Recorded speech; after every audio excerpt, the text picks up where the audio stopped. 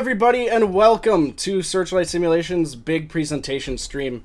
And welcome to the cab of the General Electric Train Simulator 2018 edition, AC4400 CW.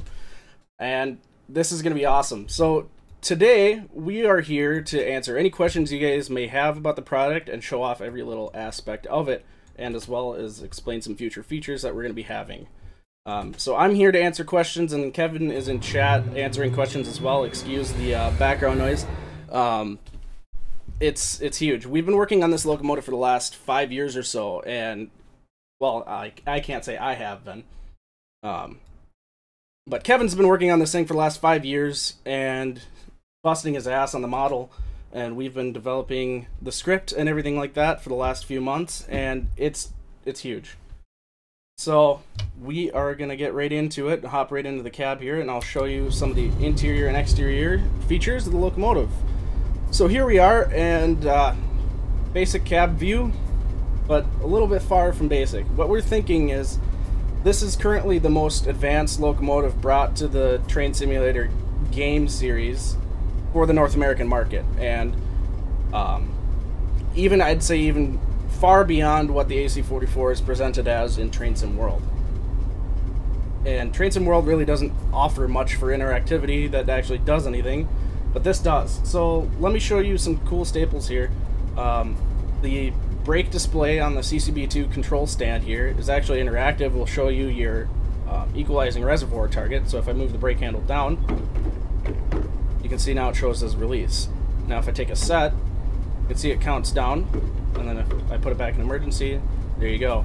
So currently this is pre-alpha, so nothing's finished, but the locomotive will have advanced brakes kind of similar to what the GP40-2 has, but a lot less frustrating.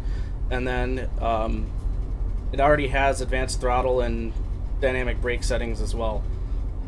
So we'll take a look at the back while we'll get the cab set up. I'll show you how to do that. It's pretty simple. It's very similar to our other packs, except it's a little different in the fact that you can actually interact with the cab controls versus every other engine that we've enhanced. So we've got the engine control switch. We'll move that from isolate to run, and you can see it now shows ready on the diagnostic information display. We'll set up the MU headlights to be properly selected, so now it's on single or middle unit, which is correct for the configuration that we're going to be running. This will be configurable with your consist to pass through headlight commands from your headlight switch through engines and to the locomotive that should be displayed. So if you have this one set up as short hood lead, it will not display a rear headlight. It will show, it'll be blank, and then whatever unit has whatever mode in trail, it'll show the headlight on that end.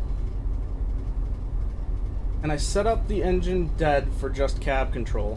So like, just isolated, not providing power, but you can control the other units in the consist? Yes, can do that. And then you've got your other interactive switches, such as the short hood number board lights. So there's your number board light switch there. You've got your crosswalk lights, which are all the lights that are along the walkways of the locomotive here. And your control compartment, which it doesn't actively light anything in the cab, but in reality, there's the control compartment's right behind the cabin, the locomotive control cabin, and it will light that up so you can see all the circuit breakers in reality, but we don't have that modeled. All of the mini circuit breakers are operable and will function. They currently do not have any function in the script, but they will.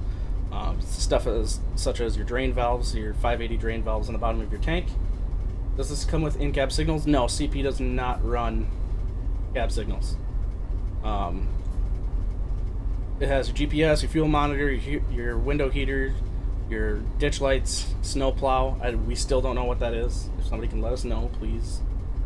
Your radio, your refrigerator, your short and long hood lights, your running lights, which are, you know, your general, like your walkway lights and your in-cab lighting and all that stuff, fuel pump, and local control breakers.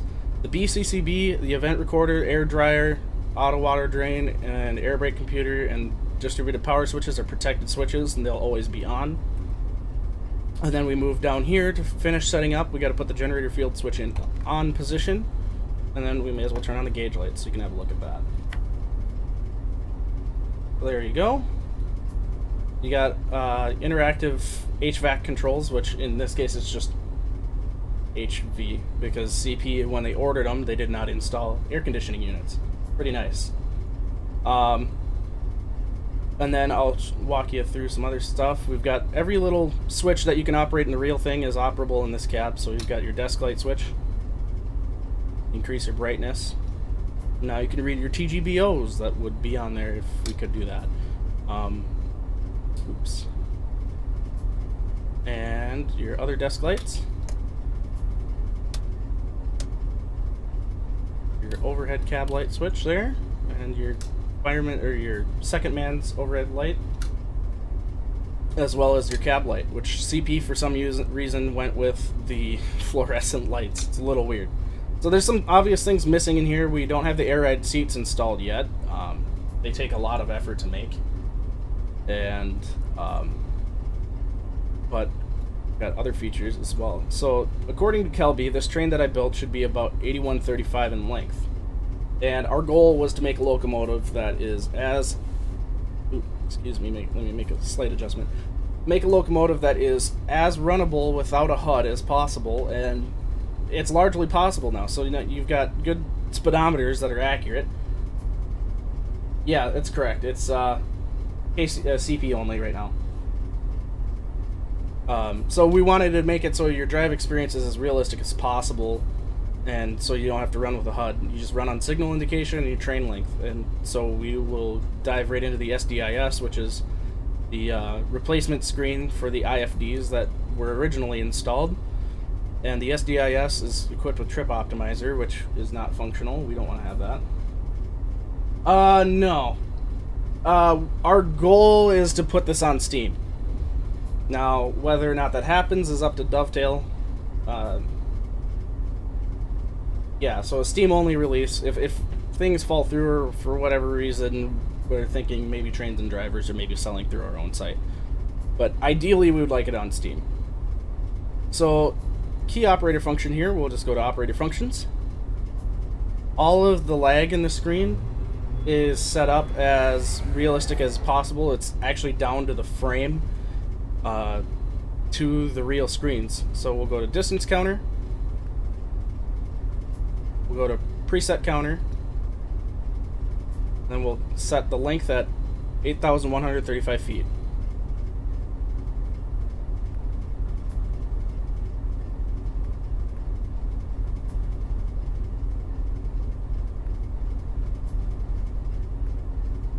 And there we go. Now it's displayed up in the distance box next to the road number. So we'll finish setting it up. We'll put the reverser in.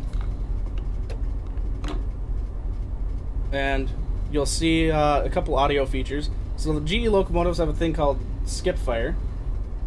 Oh, you go to 8200? Alright. That's easy enough to change. We'll just go back to distance counter. Reset counter. 82.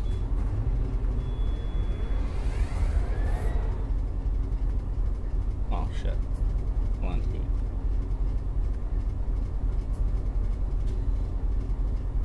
8. 2. Enter. And now it's displayed on the screen.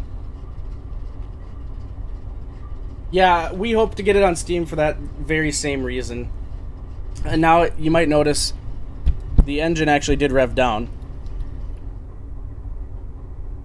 Just a little bit. It went into skip fire mode, so you can hear it. Kind of just making that knocky, missy sound.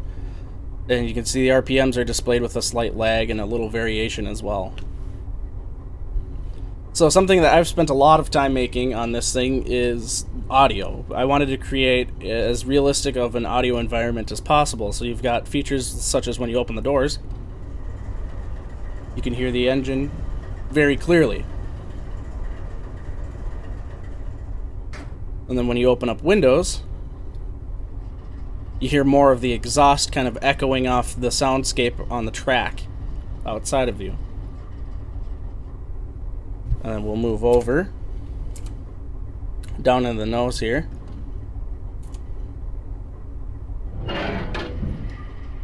And you can hear the exhaust kind of echoing off the buildings. So yeah, take a look at the walkways here. All of these textures are really high res.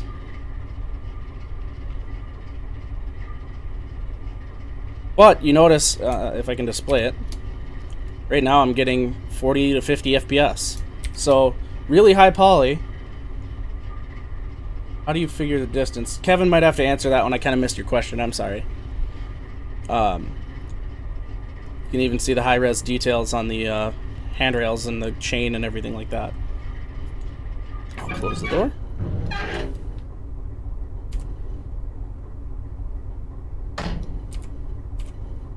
And I'll show you the exterior of the model. Actually, you know what? Let me do this. Just because it looks cool.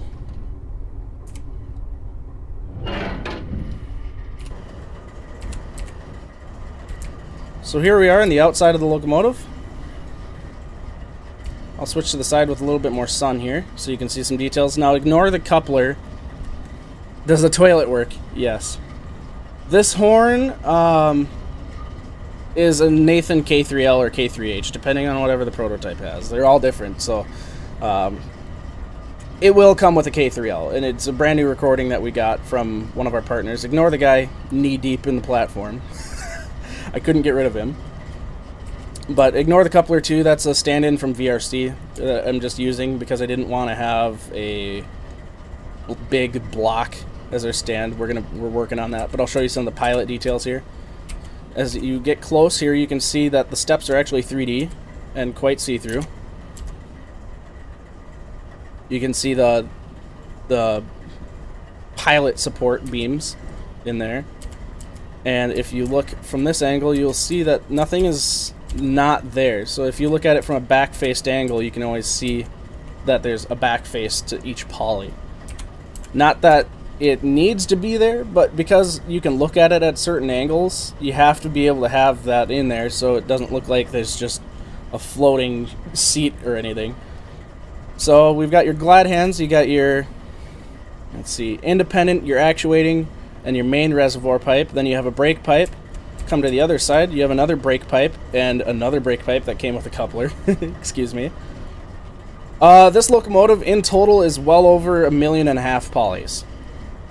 But as you can see right now, with the locomotive and train and everything, I'm getting 30 FPS. And this is without an optimized model. We're going to optimize it, clean it down a little bit, do some poly shaving, some more LOD changes, so you get better performance. And actually, not to trash talk or anything like that, but this thing does perform with multiple locomotives a lot better than what the VRC C39-8, for example, runs. So you got your coupler cut levers, all that detail there. Move on to the trucks a little bit, and under pilot details you can see the cutout cocks for the main reservoir, the actuating pipe, the brake pipe, and the independent pipe. And then here's kind of the staple of these class of locomotives is the General Electric Steer 2 type trucks, and this is really hard to do, by the way, but each axle moves independently of the truck frame, and the swing arms actually will move with it. We haven't animated the brake rigging yet, but that'll be done as well. Kind of move up to the cab here, and you can see the bolt detail holding on grab irons and the wipers, and the sand hatch filler, or the sand filler hatches.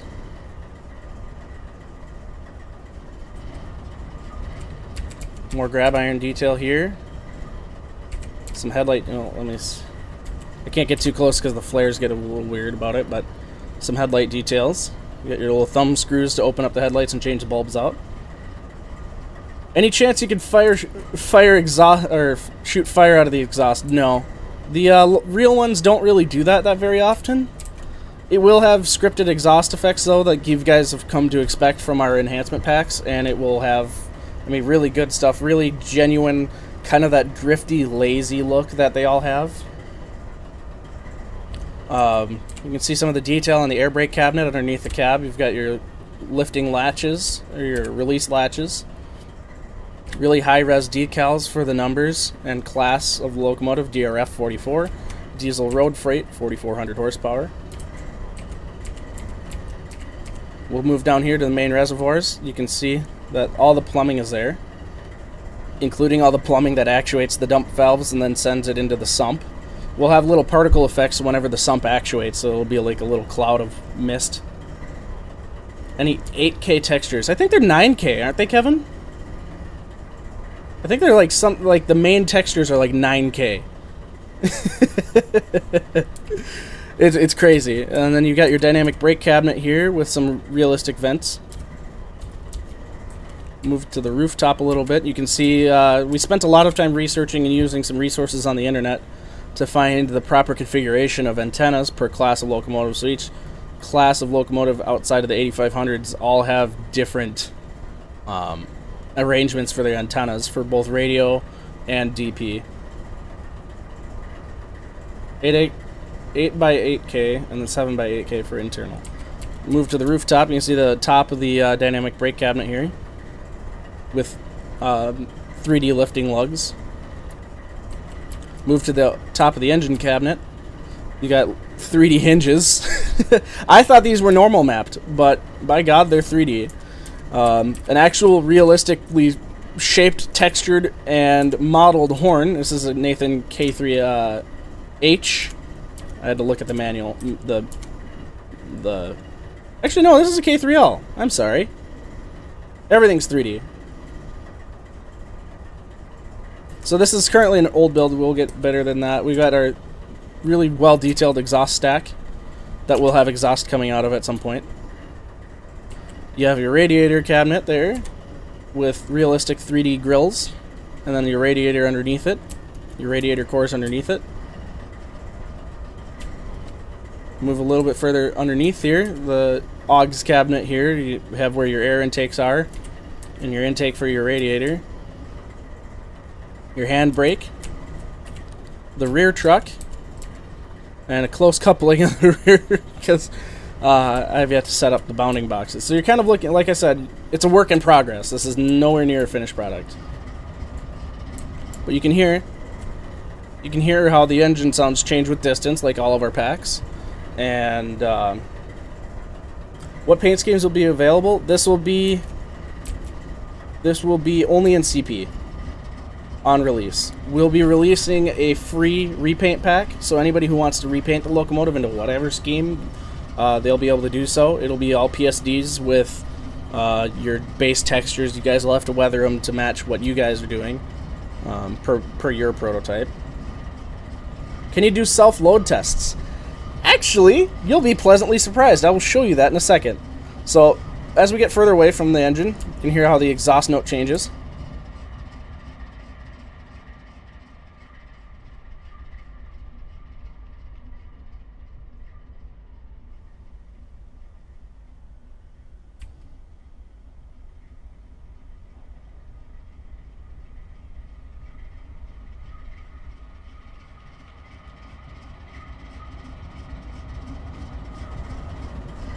Just a little quick, the animation is not finished on it, but the bell is animated. Actually, holy shit, you fixed it. You fixed the animation, cool. That's awesome, that's a nice surprise for me for the stream.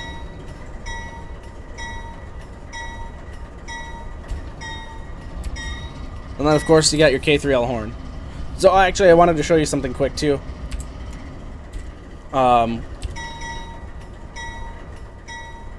Here how the bell is coming from the bell. The air valve for the bell is located in the air brake cabinet on the other side of the engine. So you can hear it come out of the left there. So everything's got localized sound for where the sound actually comes from. The horn sound comes from the horn, the engine sound comes from the engine, the traction motor sounds come from each traction motor and whatnot. We could. Yeah, the problem with Steam is also that they want to take a cut, and that's not such a big deal. I don't have a problem with Steam taking their cut. They're the ones that are marketing it for us. It's Dovetail. We're going to try to negotiate their cut down, because this locomotive is all us. They have not provided a single iota of assistance in making this locomotive. Oh yeah, the bin file is absolutely massive. Oh, there's, fun fact. To make all the sounds work as they have, it is 16 child objects so far of just audio. So we'll go back down here, close the doors up.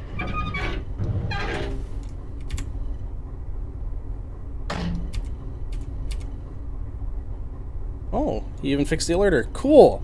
Kevin got busy with that last script. So we'll open up the windows for this. I'll rev up the engine here.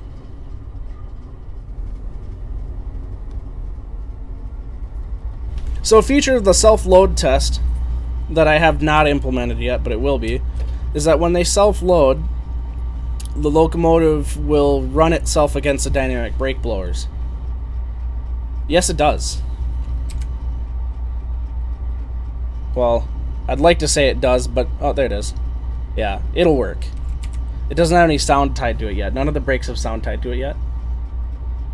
Can I show the alerter alarm? I don't know. Kevin, is the,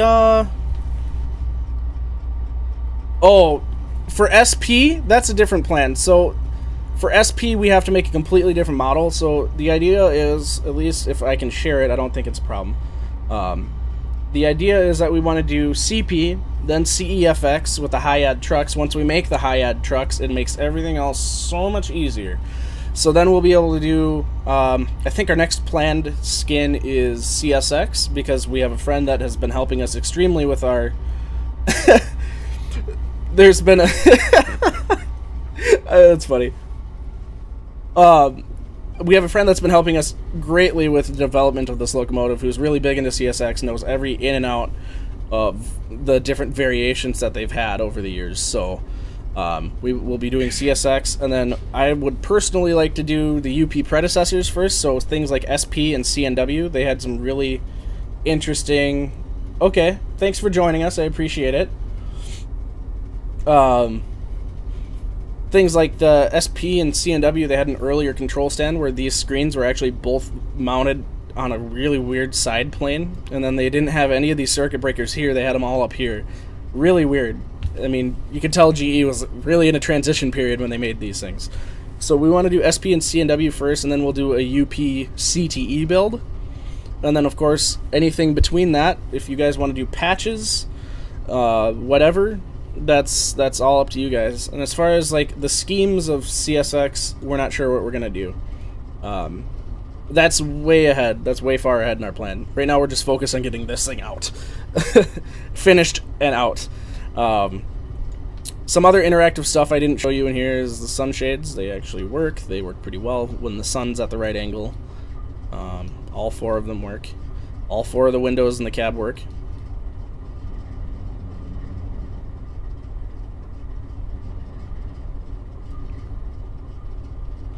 They don't work at the same time, though, because they collide with the stuff. The latches. I'll open this back up, though. But a lot of the repaints and stuff like that, the community can do, and they can release for free on RWA. No problem. No auto-crossing sequence on the CP models. It's all manual.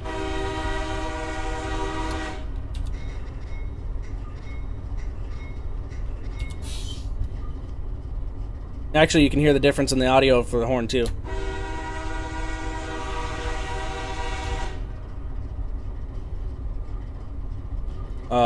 So I was going to show you self-load. So what you do is you have to have the locomotive in idle, in run, your generator field switch in the on position, and then you just hit a shortcut and throttle up. So in the future, BNSF official reskin. The problem with BNSF is we can't do anything about it. We can only sell to North America, and that doesn't do us any well if we're going to make a official pack. It limits our sales, and a lot of our sales, while they do come from North America, we do have a lot of foreign sales. So with it set up in self-load now, you'll see that the mode selection shows ready, and if I throttle up into notch 1, oh, hold on a second, I might not have hit the right. He might have disabled it.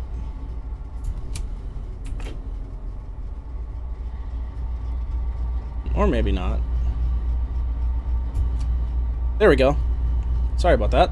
So now it shows self-load LD. And in reality it runs against the dynamic brakes. I haven't put the audio of that in yet, but it will be there. I'll open the back door so you can hear the engine.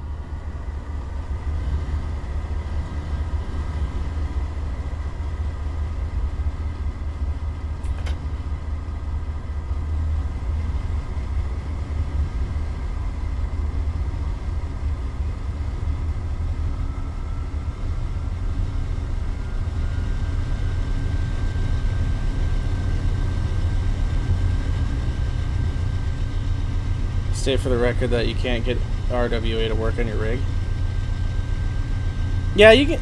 It's actually not too bad. I mean, we'll have the official repaints and stuff like that. I plan on doing Quebec Cartier mining and the Quebec North Shore and Labrador Railroad schemes painted up on this thing because the model's not that far off for those two railroads.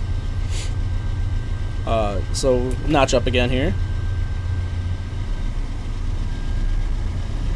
Now eventually, like I said, you'll be able to hear the dynamic brakes ramp up with the self-load, but right now I don't have that programmed in. Yeah, the radio does dial up. I don't have any of the dial tone sounds in yet because I have to go record them. And unfortunately, this old school radio here doesn't do dial tones, so I can't record that yet.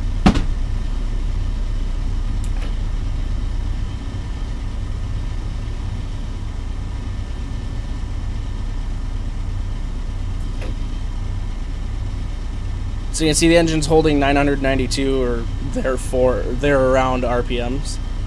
That's how they really work.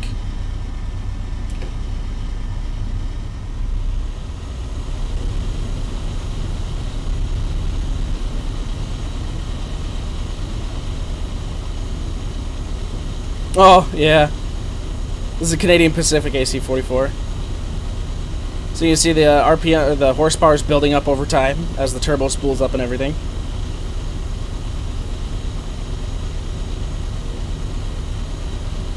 Now if I notch back, you'll see the engine holds the full RPM. That's because the oil... Oh, I want an SP skin too. I'm really looking forward to SP. I was watching some Tennessee Pass videos of 2 AC44s in the front, 4 AC44s in the middle, and a single or 2 AC44s on the rear on coal and ore trains. Oh, so cool! So you can see as I was explaining, the RPM is holding at 1049, 1050, somewhere in that range.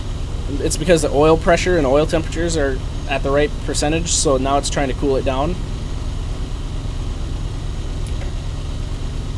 But if I go below notch 5,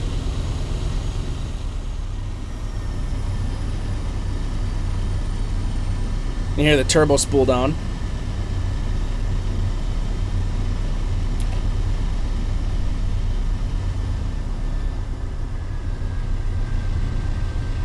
You can hear the cooling fan slow down a little bit there too. So I'll do the same thing outside so you can hear it from outside. And then we'll get moving. So the train I have today is CP198 as modeled by Mr. Bear Foxtrot in chat here. And he told me 95 platforms will equal around 8,000 feet or so, plus power is 8,200 feet. So I'm running 1 locomotive up front and 2 on the rear because I didn't want other sounds polluting it, and I really didn't want to give the unfair comparison of our model versus theirs.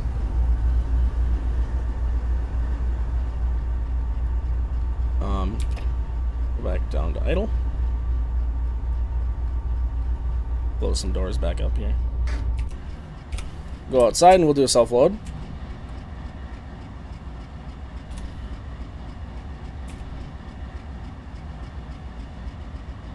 You can hear the engine bork up a little bit. Get a little bit louder. Notch 1, it stays that idle RPM.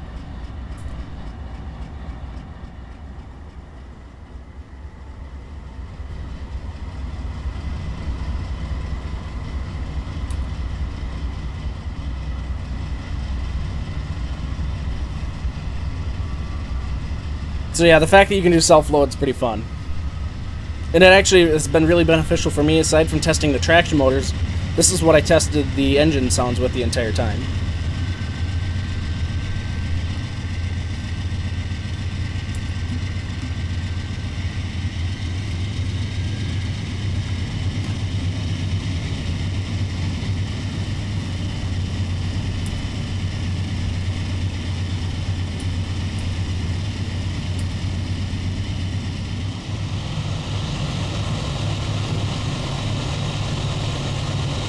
Oh yeah.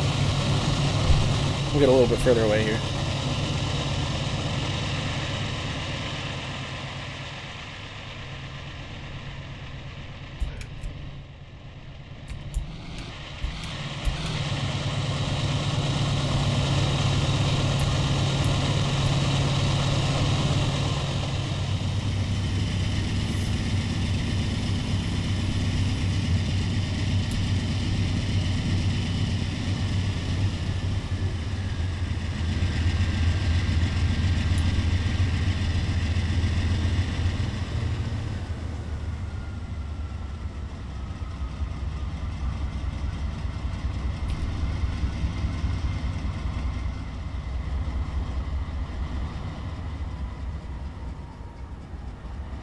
So you can hear this engine's got... Will it be snow covered when it's snowing in game? Yes, we'll have winter textures on here. With walkways properly simulated. So a huge problem that I've had with a lot of models that have winter textures is they show snow on the front walkway. Well, yes, there'd be buildup, significant buildup between the, say, the front of the pilot and the ditch lights. The doorways, the path to the doorways, both on the front and rear, should be relatively clear, and like to the handbrake. So it'll have snow everywhere else. It won't have snow on top of the engine, thank God. No snow on top of the radiator, and no snow on top of the dynamic brake cabinet, but it'll be in realistic places. And yes, this is on the Canadian Mountain Passes route. It's the only route that currently makes sense. I did a swap here, so what you're seeing here is not what you guys get. I used RW tools to swap all the track out with the Stevens Pass track, because the default DTG track looks like butts. My plan is to make 3 scenarios for this locomotive, so it'll come with the locomotive and then 3 realistic scenarios. So you'll have your normal like point A to point B run with very little conflict, maybe some traffic, a couple meets, stuff like that. You'll have your realistic scenario where it's a point A to point B, where probably in multiple parts maybe because of the game's memory limitations, but point A to point B, but you have some temporary speed restrictions that you have to keep in mind, and we'll have paperwork regarding that called the TGBO, and Bear Foxtrot can easily explain it. It is milepost, but he used Dovetail's track, and it looks like butt. So Bear Foxtrot can explain better what a TGBO is, but a TGBO basically tells you all of your track conditions, such as your temporary slow restrictions, your work orders, stuff like that. And then we'll have the last scenario be a tough one. This will be something set up kind of similar to what they test me at BNSF with, an unusual condition scenario. So it'll be something kind of tough, maybe in winter or something like that. But you have something like a work limit that you have to stop for and talk to the man in charge working it. And then tabular general bulletin orders. There you go. You'll have like a work limit that you have to stop and then get talked through, and then you'll be running on adverse signals and stuff like that you have to be prepared for. Give you a nice, really realistic challenge. And that's been my huge problem with a lot of these scenarios that people write, is that they're too easy, and then the trains are too easy to run. They run like slot cars and model trains. It's no fun. So the scenarios will be challenging, running the locomotive will be challenging. This will be a great experience. So without further ado, let's get moving, right? We want to see a train move. So away we go. Set the lights on correctly. Unfortunately, we don't have the lights scripted to be off during the day, but that will be a feature, of course. That's standard. It'll also have the fade on and off effects. There we go.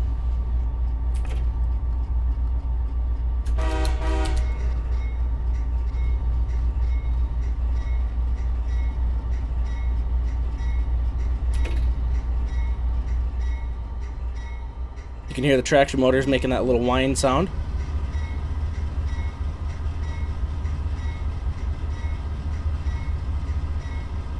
Oops, you know what? I forgot to take it out of self-load. That's why it's not moving. There we go. Now it's developing tractive effort. And there we go. I was trying to get it to develop tractive effort before I release the independent so I don't pull all the slack out, but there we go.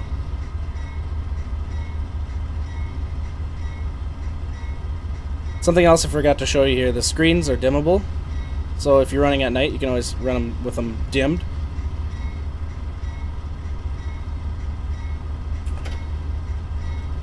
Both screens are.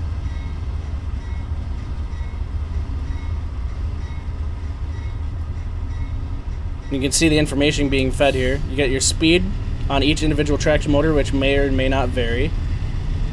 And then you have the tractive effort per traction motor, your gross horsepower, your engine RPM, your speed overall, your average speed of every axle, your accelerometer, what mode it's in. So right now it's in motor because I'm pulling. Your propulsion D rate, which is based on like your engine conditions. If your engine's not running so hot, it'll derate itself. And then if your wheel slip derate, so if you have crappy track conditions, you'll show anywhere from, I don't know, a various percentage in there. Your alternator amps, your alternator volts, your overall tractive effort combined from all the motors, your load potential, and then your max GTO temperature, and your aux horsepower. Those two aren't currently functional, and neither is the water temperature or oil temperature because they're in the process of being simulated. So our speed limit here is 20, and we will make good time up to that until we get on the grade.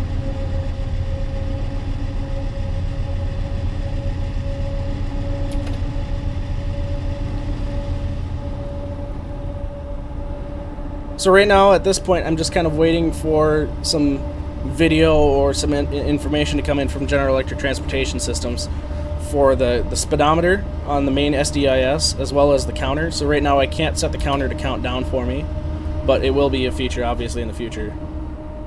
How do I determine the speed limit on this? Memory. The same thing you use in real life.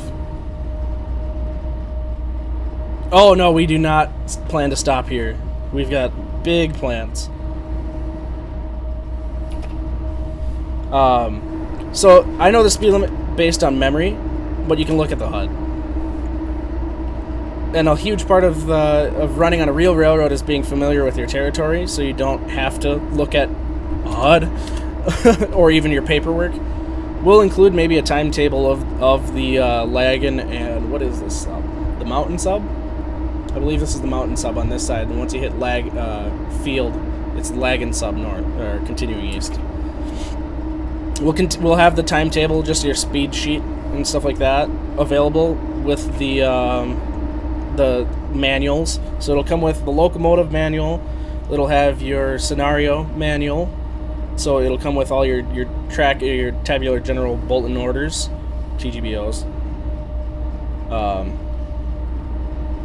Oh yeah, it's going to be huge. So the in-game locomotive manual is going to be pretty big on its own, and then you'll have your scenario manual. And the cool part about the scenario manual, camera like that of the DTG 390 and APT, probably not. Mainly because, I mean, I could try it, but I don't think, in reality, with the locomotive, the train doesn't, the North American super elevation isn't very extreme, and especially because the trains don't tilt. You'd at most kind of sit a little kilter like this, and then like the wibble wobbles in the track would always just send you right back to where you're sitting anyways, so it kind of makes you sick. I've got the track roughness set kind of low on the route. I'd like to ideally release an enhancement that increases it a bit, because everybody knows CP's kind of got bad track. Especially in the tough scenarios where you have your slow orders. Say you have a 10 in the middle of it, like a 2/10 of a mile for 10 miles an hour, you will feel that 10 mile an hour. You'll feel exactly why it's 10 miles an hour there. Yeah, so this cab camera is pretty realistic. I've got some settings I gotta tweak around a little bit more, make it do a little bit more side to side, because the Steer 2 trucks are kind of known for being a little seasick at high speed. But I don't want to make it an unpleasurable experience in the simulator, because that would piss a lot of people off. They'd be like, oh, I feel awful after playing the game. Another nice part of this locomotive in particular, too, and all AC traction locomotives, you can tell exactly how fast you're going just by the sound. And once you get the ear for it, you don't ever have to look at the speedometer ever again.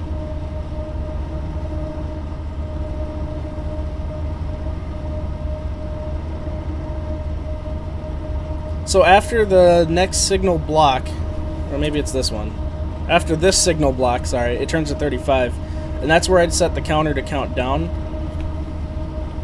That unless he put it in here and I didn't know about it, no, it's not there. You count down, it'll start counting down from 8200 to 0. And you'll hear boo beep, basically, comes from the speaker up there, and you know your train's clear. So you basically run HUDless. Exterior horn. Easy.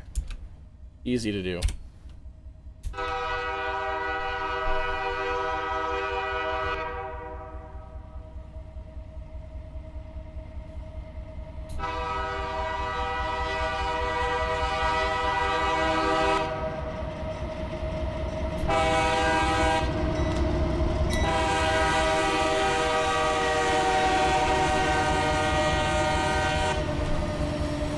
You guys might recognize that that's actually from our freeware K3L. We are working on recordings for this thing.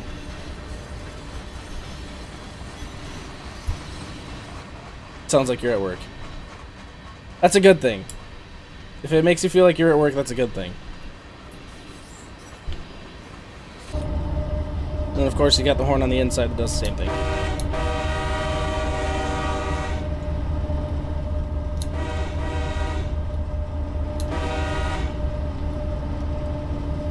The K3L is actually pitched up on this one because I matched it to the interior recording. So whether or not that bugs you or not, it depends. The interior K3L is different from what's in the free one. So now we're actually getting some power down.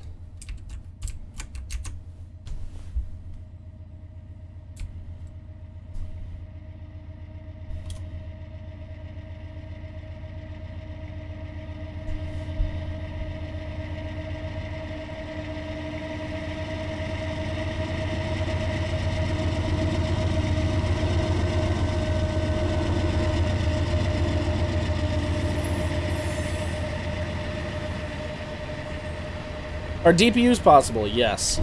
So this locomotive will come set up with your driver version with drivers in it, your non-driver version for trailing units, and then your DPUs. So the DPUs will come up and set up in 3 different configurations. You'll have your mid-train, which will have lights off. You'll have your rear of train with short hood trail, so your nose lights are facing rearwards. Oops, I'm speeding a little bit here. Then you'll have your rear of train with your long hood trail, so your long hood lights will be turned on. You won't need to go into the cab and configure anything, and it will have no cab sound on purpose. It'll probably actually have no cab model at all in the interior, just because we want to save on resources for the game. So it'll come set up, so when you set up a consist, you build your train, you put your power where you need it, and you select the power you need for your train. So if you have a mid-train helper, you select the mid-train DP. If you have a rear-train helper, you have a rear-train DP. Really easy to set up. But the trail units and the driver units, as long as they're in the head of consist, because we don't really want to set up cars to pass on consist messages, you'll have to go through and set up, say, your engine control switch, your MU headlight setup switch, and all that stuff. But your headlights, like say, if you have 3 locomotives on a train, you set up your head one as short hood lead, your middle one as single and middle unit, and then your trailing unit as, say, short hood trail. So if you turn on your rear headlights on the short hood of the last locomotive will be displayed. Oh shit, I can give her some power now. Give her some power outside.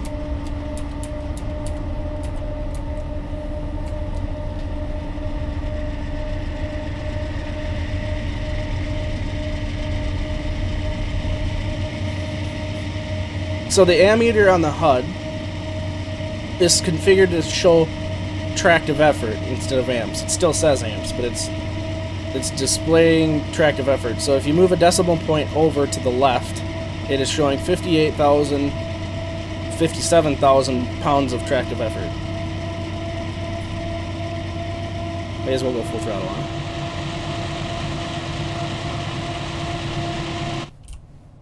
Do another flyby at the bridge.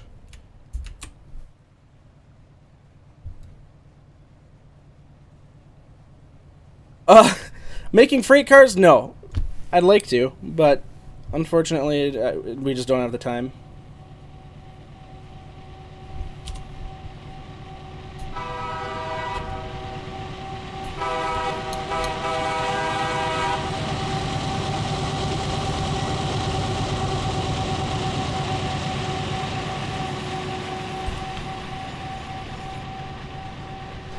Will they look different scale-wise? Yeah, probably. And not because we want them to, it's because this thing's actually built to scale. Like, to the very inch. True, so every bolt. So, the dovetail ones might look a little tall. Or a little short, depending on how bad they are. So you can change the headlight configuration? No. So in reality, when you condition a locomotive for DP trail, you go back there and you set up the headlights what you need them to be. Thank you. Thank you, Alan. Well, thank you for joining me, too. I'm glad you were able to make time for it. Just for you, I'll turn on the hot plate for a cuppa. So when you condition a unit for DP, you go into the computer and blah blah blah, set up DP, and then you set up all your headlights and stuff to be configured for DP, and you don't touch them from the computer, the head unit. The only thing that you control for DP is your throttle, your dynamic brake, and your air. This includes NS C6Ms. No, we have no plans for that at the moment. The C6Ms have a completely different cab, as you know, a completely different electrical cabinet. Plus, I don't like NS. What?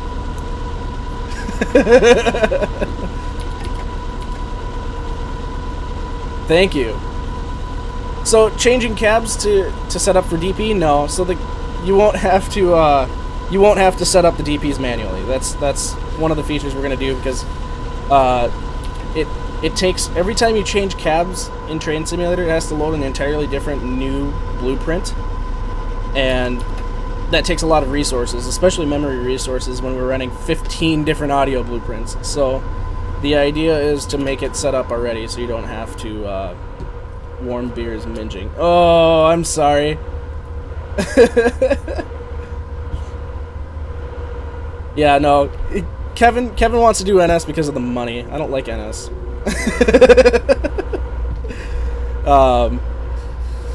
He knows everybody will buy NS. We could paint this thing in NS and people would buy it.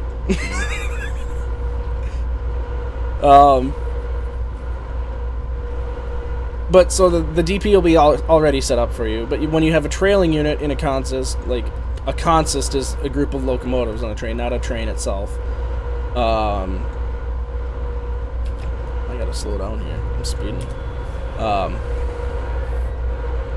You'll have to set up the trailing units, and that's not a huge deal to go in and you go, oh, click, click, and then all your other stuff will be set up properly for trailing.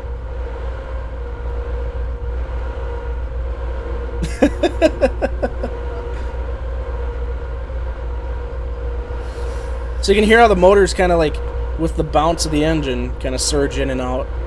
You can still always tell how fast you're going just by the sound of it. Flashing ditch lights on CP? No. 9751, 9758, 777, and 782. Those are the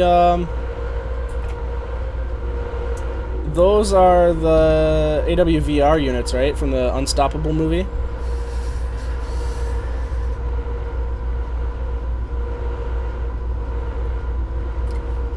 Yes, SP. Kevin might say no, but I say yes.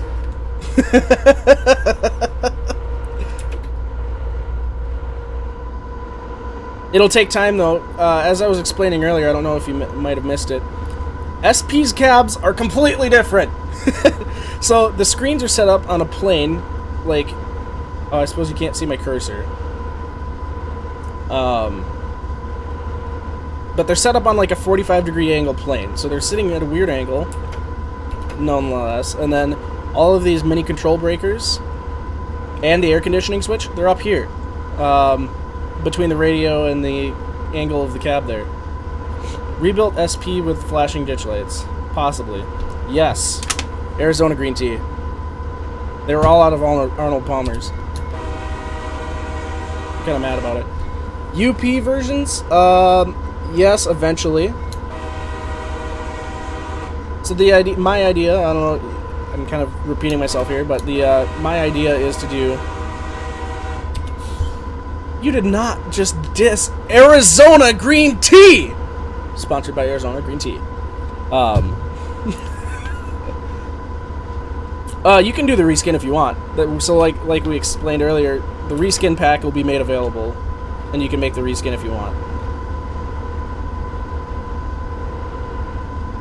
Oh yes, yes, I really do want more. Unfortunately, this is my last can. Oop, speeding again. But the accelerometer says I'm going to slow down, so no big deal.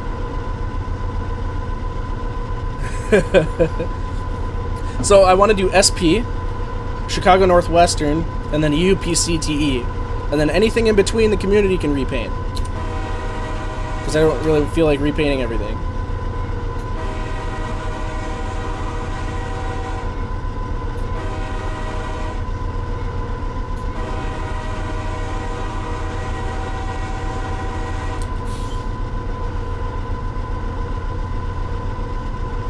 Yeah, yeah, an actual usable accelerometer. So you can see I'm still kind of losing speed here, but I'm going to keep my throttle where I'm at for now. Rio Tinto, maybe. Well, the air brakes will be simulated, and the main reservoir will actually have realistic leakage. So in the summer, I think the numbers I came up with is that you leak 1 to 1.5 pounds. Is EMD sound packs going to have surging sound effects? Surging sound effects?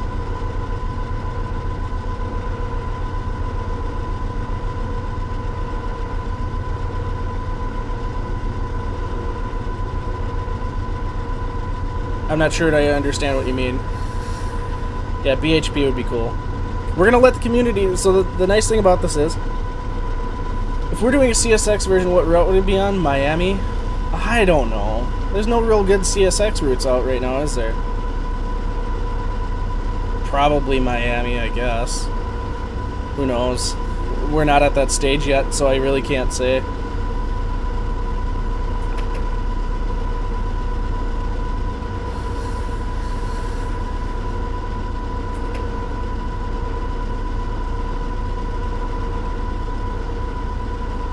More AC44. Do another flyby here.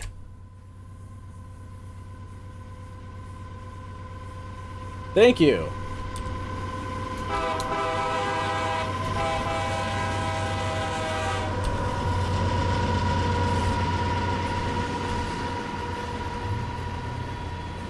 C&W's had K5H's.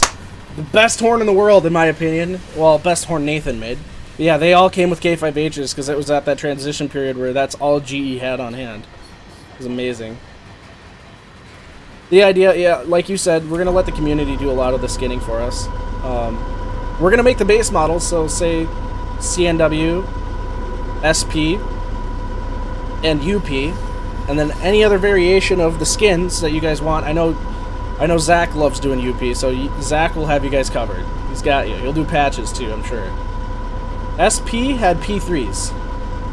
Yeah, P3s on their Dash 9s and AC44s. And of course, as they ran through the UP filter, they all got K3s and sound really boring. They also had flashing ditch lights, though, and the SPs will have flashing ditch lights, as well as CSX.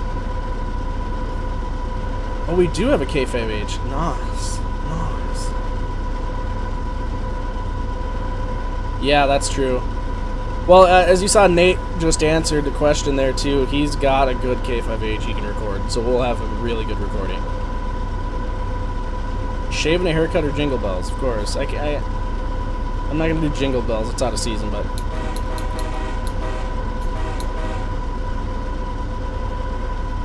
Oh! You know, I've always considered that. If I were to ever... Tonbole here in chat, if I were to ever have moved over there to work with him, and then ended up on the railway over there, I would have actually probably worked for a railway and then brought my horns over there and mounted them on engines.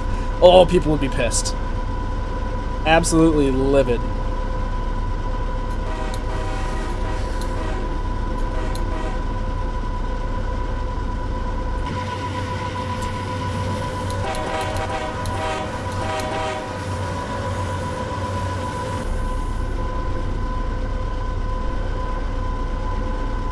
It's a little hard to do on my... Well, actually, you're not seeing the control move right now, but it's a little hard to do. But overall, the... Old MacDonald had a farm. Yes. Yeah, there isn't a whole lot of valve tick. You'll, in this unit, you will be able to hear the coming from the air cabinet. I just haven't put the sound in. Like, you can hear the bell.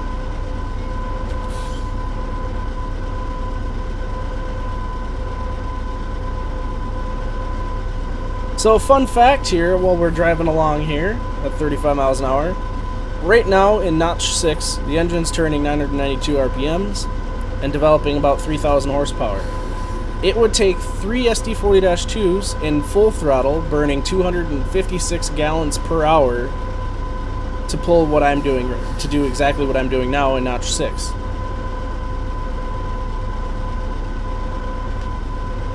How's that for a math fact? The more you know.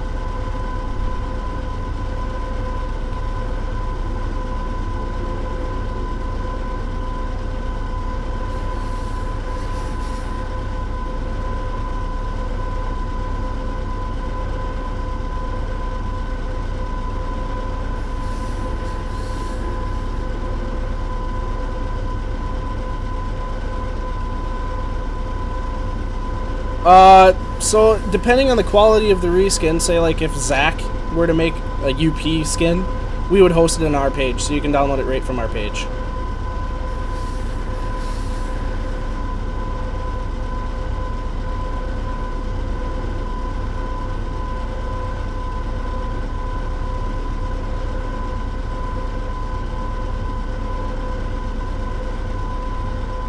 Does the engine simulate bouncing over crossings and switches? No, but the game can. So what you would do is you would go into the scenario editor and then change the track roughness on a select piece of track, and it would you could have your bounce there. I didn't see what you said. You said it worked out pretty perfectly. I didn't understand what you meant. Plus the chat's moving really fast, so it's hard for me to keep up.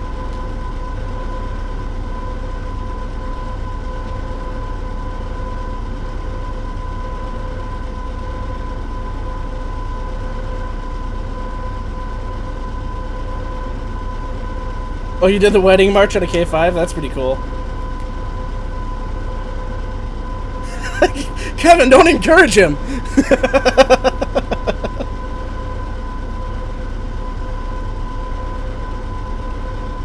So, I hate to do this. So, here's our engine. A little dark because of the time, but colors are all pretty accurate. Actually, you can actually see the trucks flexing now. So the axles actually move independently of the truck frames, and the truck frames move with the axles. They kind of do this flexy worm thing. You'll see it coming out of the turn. You'll see the front axle move, and then the middle and side one.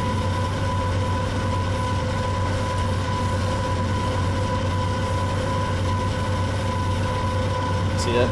Very subtle, but it's there. So compared to this, and these have a skin on them. I'm not gonna say anything.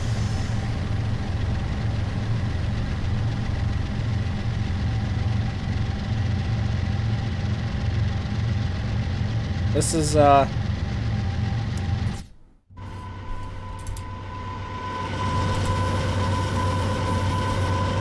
all I have to say.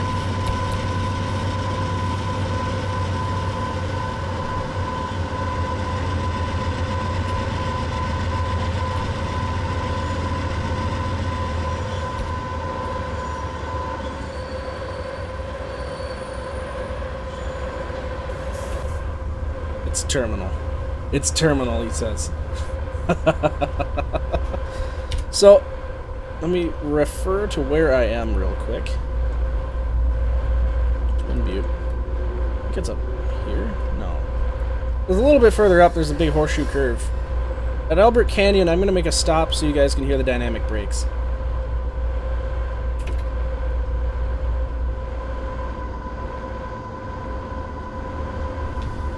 Release a video through our YouTube on how to get skins and stuff to work. You probably aren't copying the geos, mate. There's a lot of tutorials out there. I see everybody's up arrowing. I don't even know what he said. There's a everybody throw bits for every piece of advice thrown out in the chat.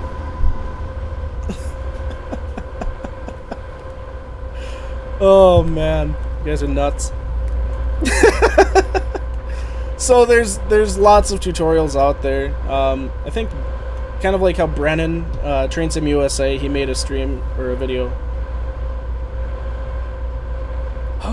Is it possible for the horn to function based on the environment, like if it's snowing or raining, the horn sounds clogged?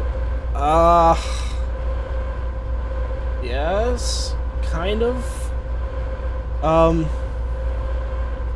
We can have the script look at the scenario settings and then change the child object for the horn to play a different blueprint.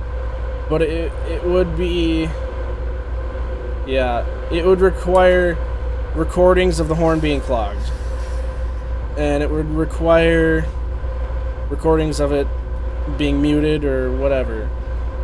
And just as a heads up, it takes 7 recordings or 7 distance levels to it takes 7 distance levels to basically get this.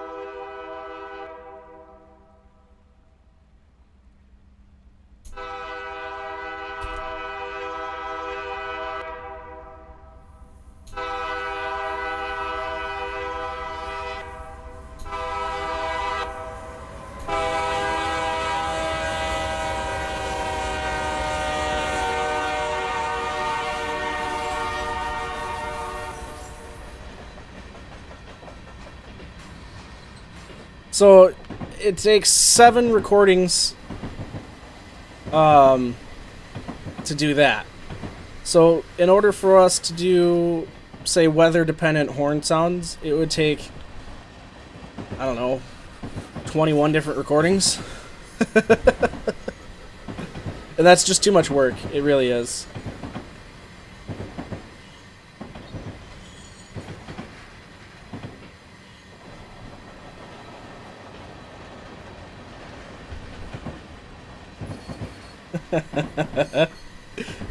If you guys yell at Jointed Rail enough, they might work with us on stuff, maybe.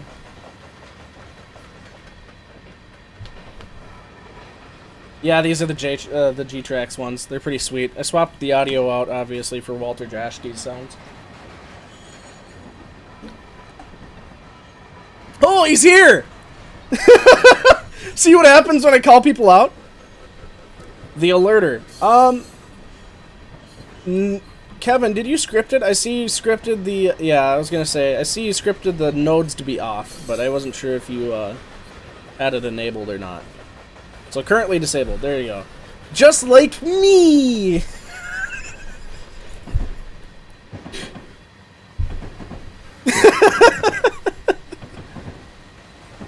P01235.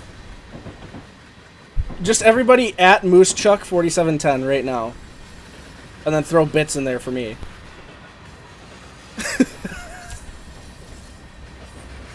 P01235. Doxed! 1235 is possible if I have a recording of it.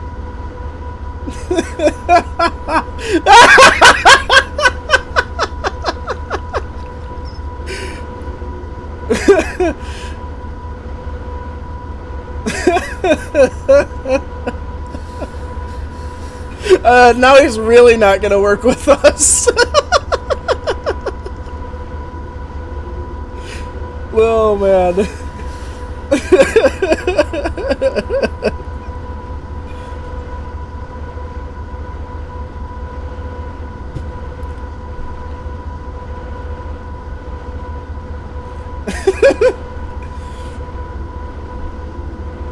So, does anybody have any other questions regarding the locomotive? I know we kind of already discussed liveries.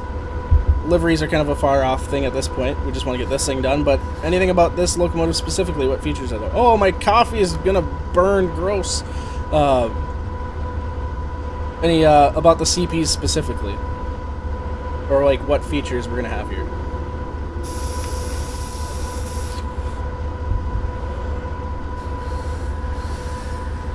Horns?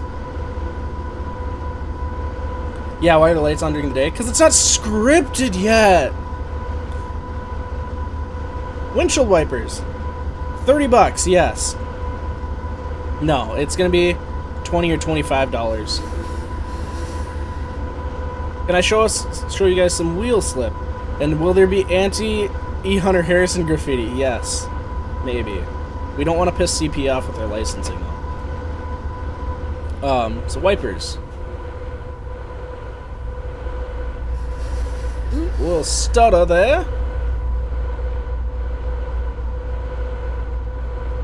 They might travel a little bit faster than this, but they have that little brief pause. I don't have any audio in there yet. We don't have the park function yet either, so I gotta kind of just ease it in there. There we go. $30 windshield wipers, yes. I'll show you the dynamic brake sounds. They're nowhere near finished, but they're really good. Nate D in chat there recorded them, and they're they're sweet. So have a look at that accelerometer. I'm losing speed, so go a little bit more power at it. The slack rolled out, that's why it's showing 29. Would this be compared to Dovetail's Pro range? This is gonna absolutely smash their Pro range. Not to brag or anything, but yes, it'll be in their Pro range. The only thing I can compare it to is, say, the Master Key Simulations 460, or like AP stuff. Yeah, this is the Pro range, the Elite range. The idea is that I wanted to make this package as realistic as possible, so like I explained. So future reskins I make will be free. Yes. Elite range. That's a good name. I like that. So let me turn my mixer down a bit. Future reskins, like I plan on, like I said, doing QCM, Quebec Cartier Mining, and the Quebec North Shore and Labrador. Those two will be free and they'll be on our website.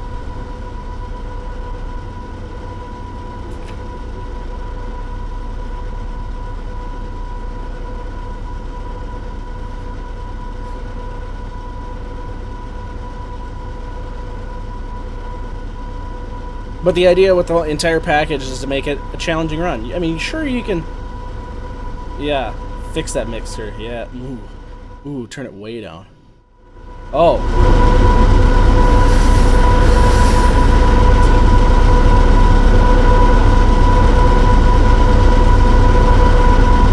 That is correct. We plan on doing a CEFX version, which will be a different mesh. There's some differences between the CP and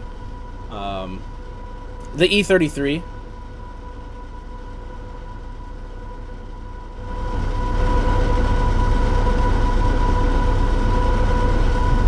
I'm gonna have to talk like this for anybody to hear me. God dang it.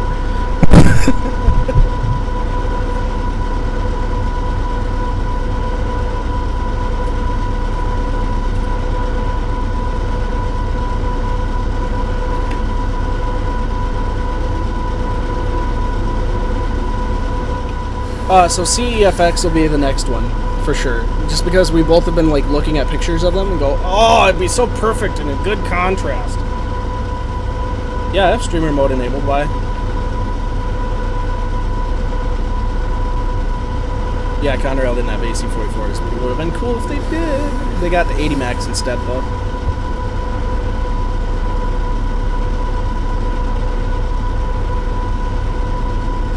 I know better, Martin. I also have TTS disabled, too.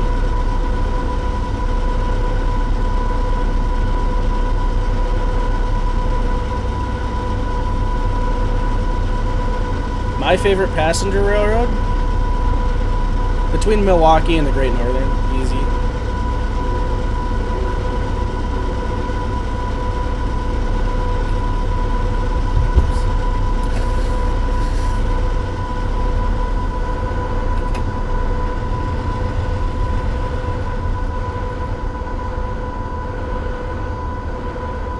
Passenger rails.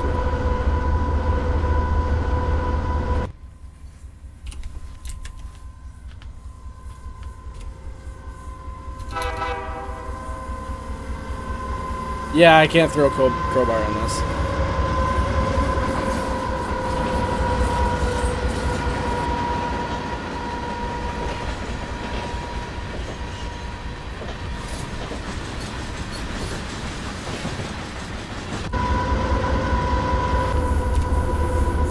approaching, yeah.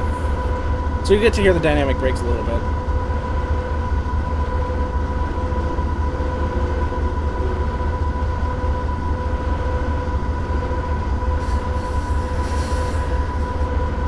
Should do 80 Mac sounds.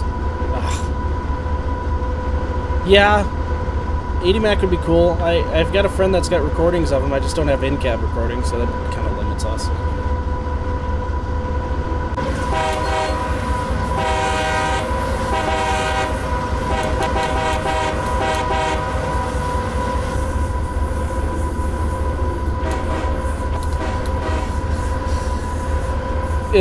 Yeah, Conrail locomotive. See, I think the problem with it being on Steam is Conrail's still a company. Neither CSX nor NS have the licensing rights for it.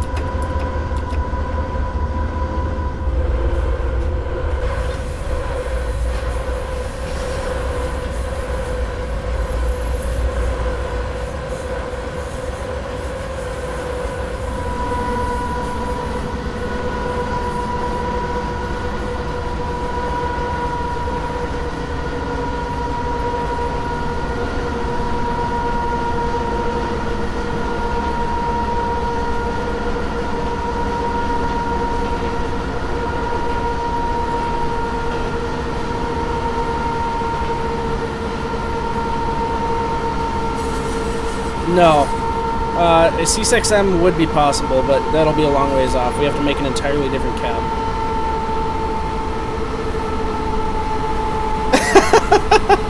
Well, we haven't gotten approval from CP yet. That's the problem.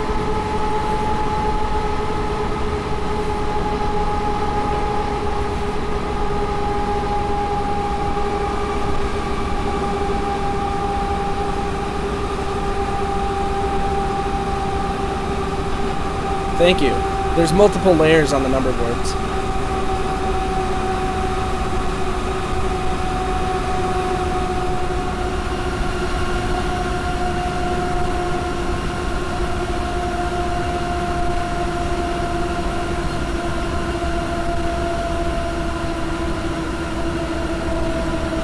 See, if we could, we'd do like the CWMs, but the CWMs have a completely different cab too.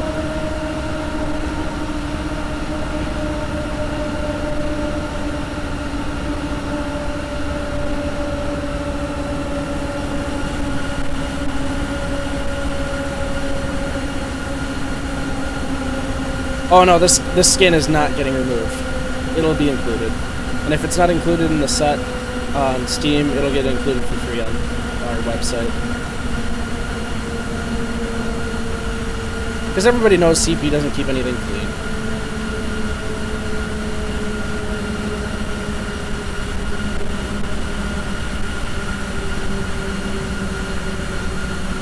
Oh yeah. They hot.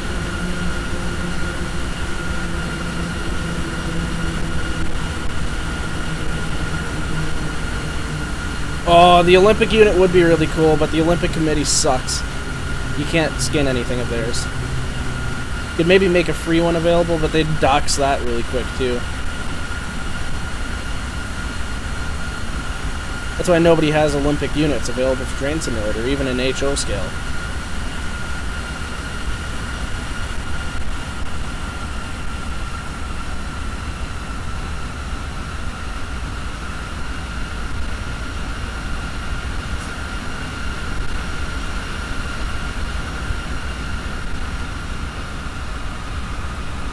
No, I don't have any brake simulation, so...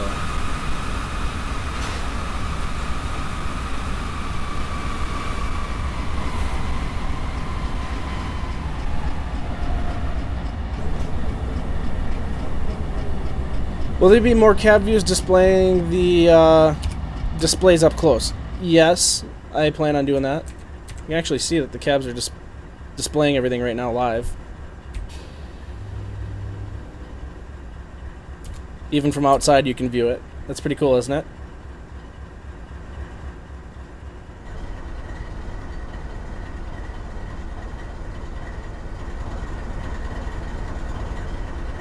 But yeah, there isn't really any need to. In the cab, you can just go zoom and you can read it. You don't really need a close cab view. There will be a couple more cab views available, so like you'll have the engineer view, the conductor view, the middle air ride seat will also be there, and of course you've got down here.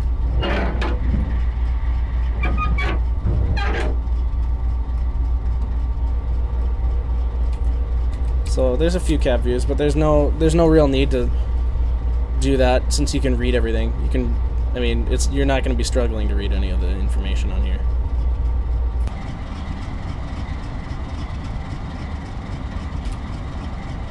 Well, this will be fun, starting a train on a 1.8% grade. Let's give it a shot.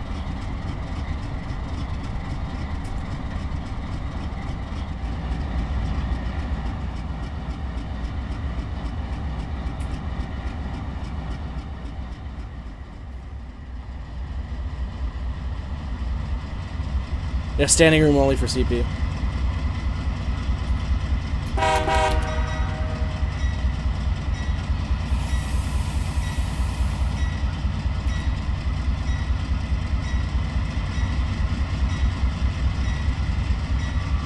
Woo! A little bit of roll back there. But she bit in.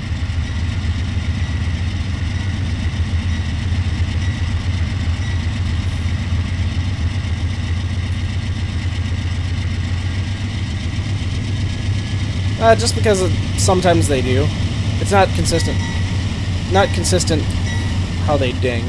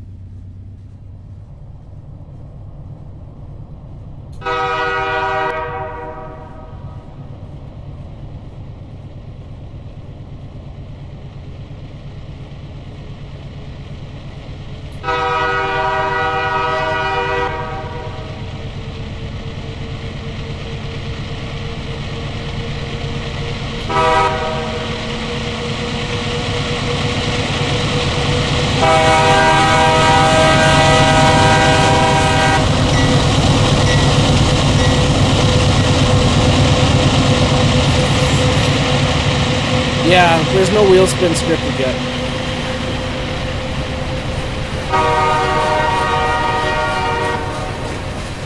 We would have called for help, yeah.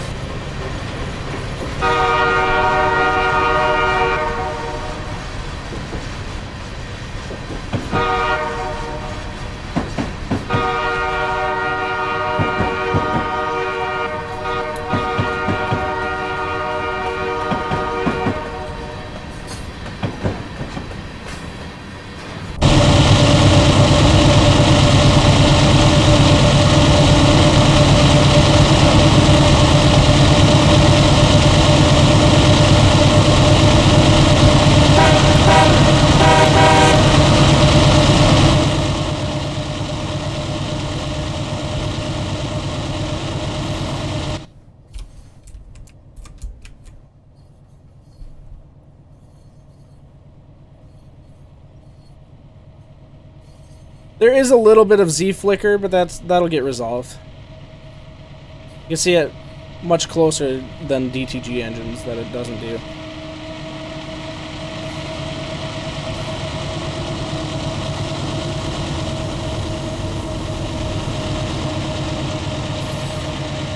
Oh yeah, no doubt.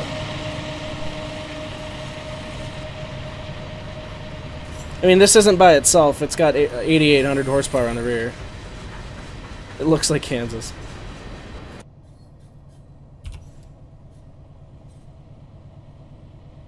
So very little flicker at a distance. I mean, there's some stuff you can't avoid in the game, but it is what it is.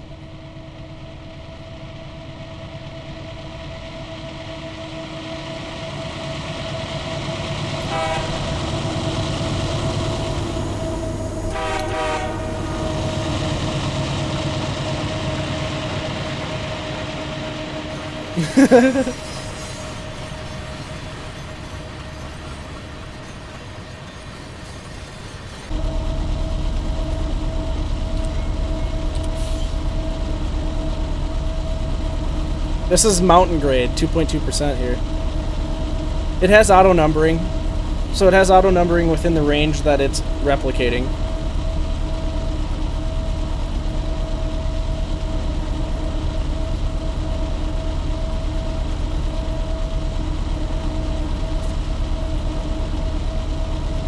It came out of everywhere but the hole I was trying to drink out of. So yeah, it already has full auto numbering in the range that we have modeled here. Now, there is a lot of subtle differences throughout the range of 1994 to 2004 that the AC4400s were made.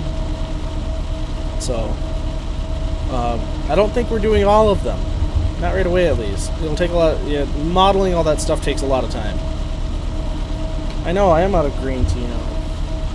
Oh, sad and disappointing.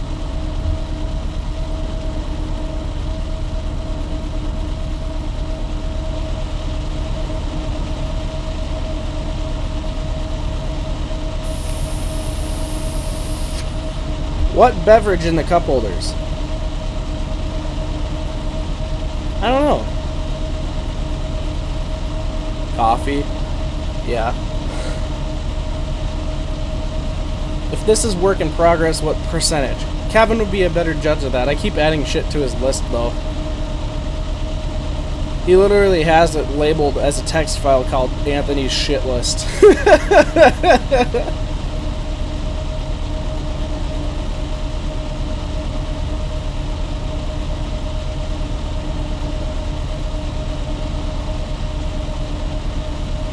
Ooh, time for a P&B. Be right back.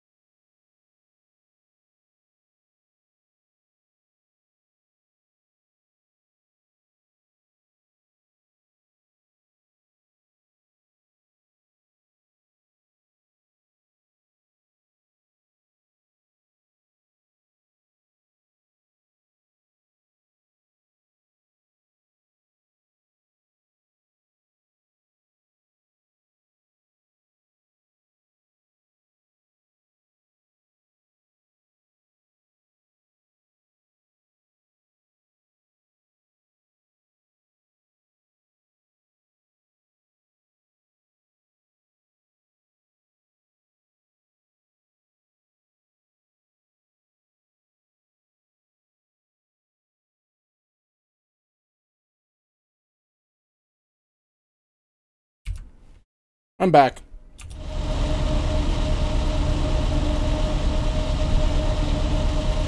Also, that wallpaper I just threw up there will be available at the link Kevin has in his copy, or his clipboard already, I'm sure.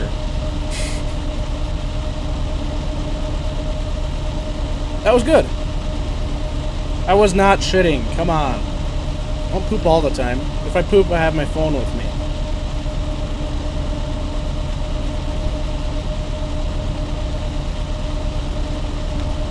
Yes.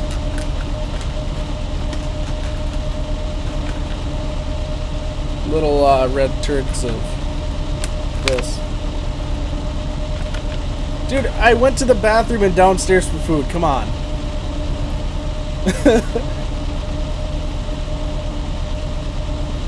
And you always get the snaps.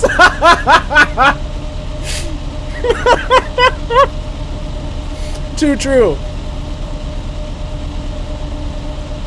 What, you thought I lived in a basement? Come on now. There's her HD wallpaper. Free for download.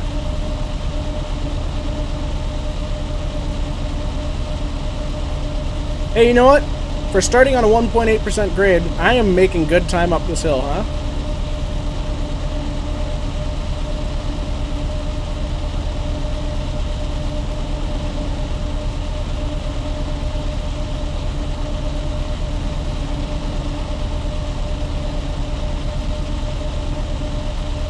Is a JPEG, not a PNG.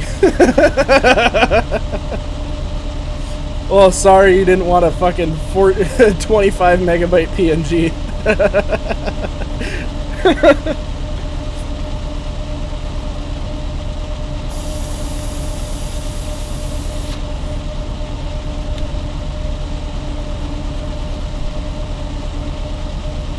I haven't looked at a snap yet.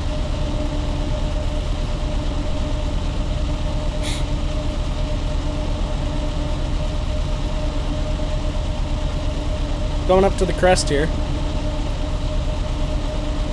on a RWA tutorial to like install pre-stream shit. Yes.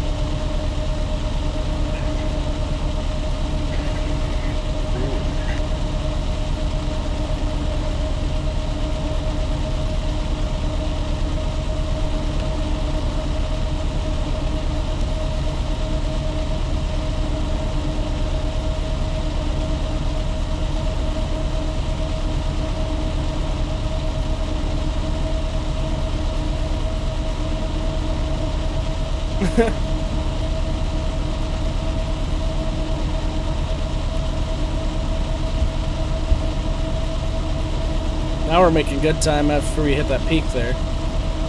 Now we're at Downey. Yeah, so I will be posting the VOD from this stream on my YouTube channel. It'll take forever to upload from Twitch, but it'll do it. And then of course the trailer will be on Searchlight's official channel. Oh, I didn't show you this feature. This is your annoy conductor in the second unit switch.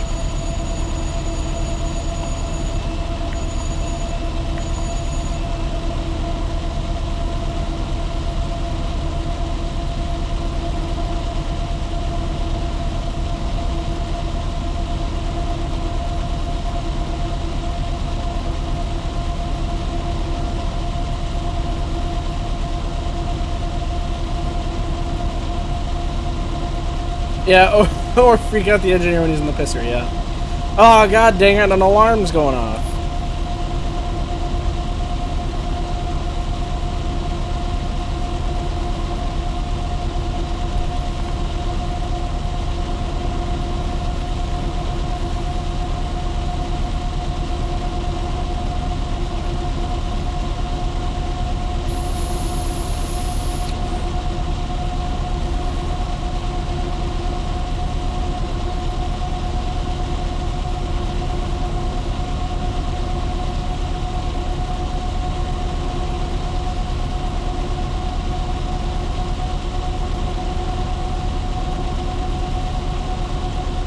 Today's flavor is a kiwi dragonberry.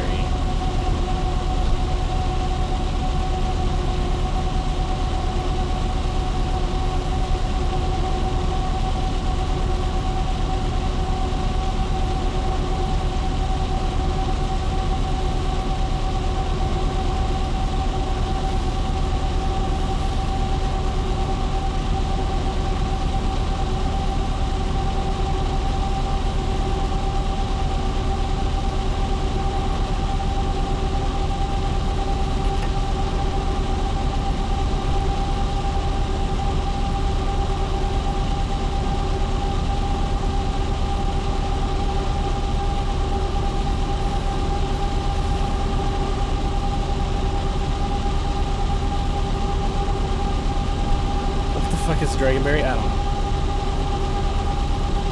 I don't know. Because Matt P has an established stream base? I don't know.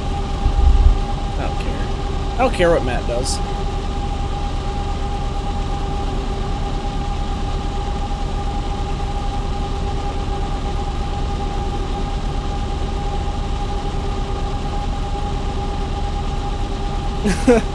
Crabs is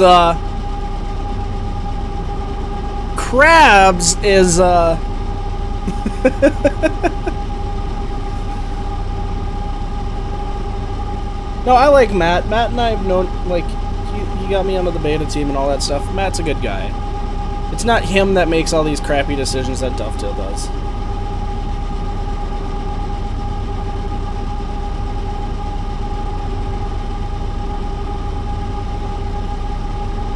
And hopefully, Matt will do a stream of this engine when it's in beta. You guys should just all spam... You guys should just all spam my Twitch and Matt's chat and go, hey, look at this! And watch the viewership spike. If I could change one thing about TS2018, what would it be? It would be the frickin' memory limit. Oh my god! If we could use 64-bit allotment for RAM, oh my god, it would be amazing. Who knows if you'll allow it? Just try doing it anyways. Don't tell them I sent you. Multiplayer would be cool. But yeah, I would say making this game 64-bit, or at least allow us to use more RAM, would be perfect.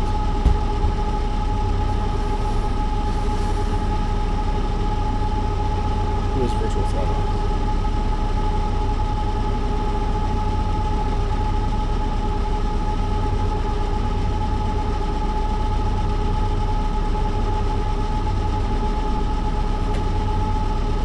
Sorry, I'm answering questions here.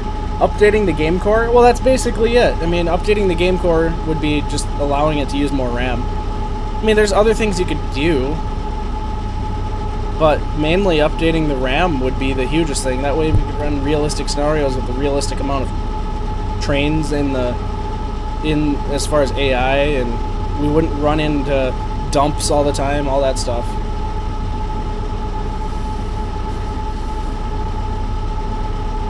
Will there be radio chatter for no apparent reason? There will be radio chatter. I'm going to record AI and multiplayer capabilities. That would be cool. There will be radio chatter, and of course you just look up here and turn it off. There will be radio chatter in the scenarios, though. Yeah, TSW is kind of hopeless as far as physics and stuff go.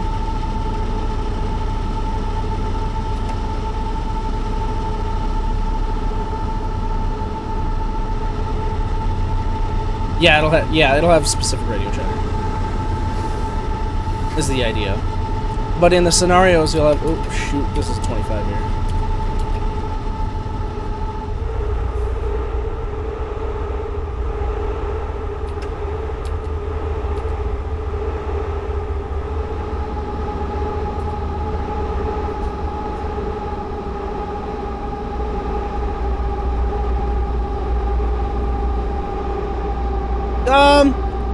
So it wouldn't, the random radio chatter wouldn't have that feature. It would, however, like in the scenarios that I'm going to be providing, it'll have scripted audio.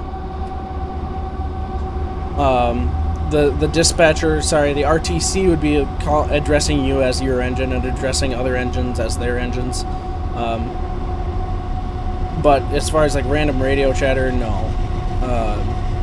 But in scenario-specific stuff, yeah, you'll have the RTC talking to you and your conductor talking to him. You'll be able to hear the conductor in the cab.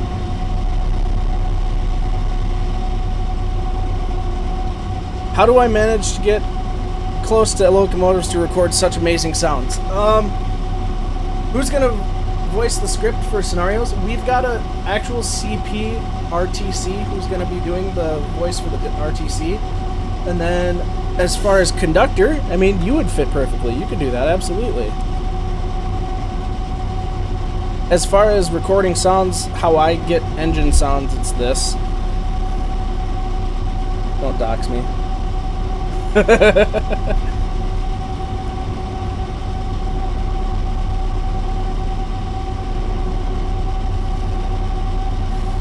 Foreman Dan Hernandez. I might actually throw that in there. The foreman you have to talk to get through a work limit is Foreman Dan Hernandez. Oh, people would be pissed.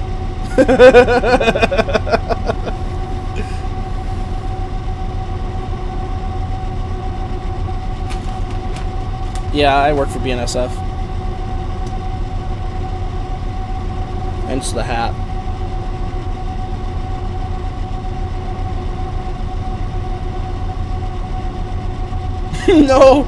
No Foreman Dan Hernandez. I'm throwing that in there just to make you guys mad.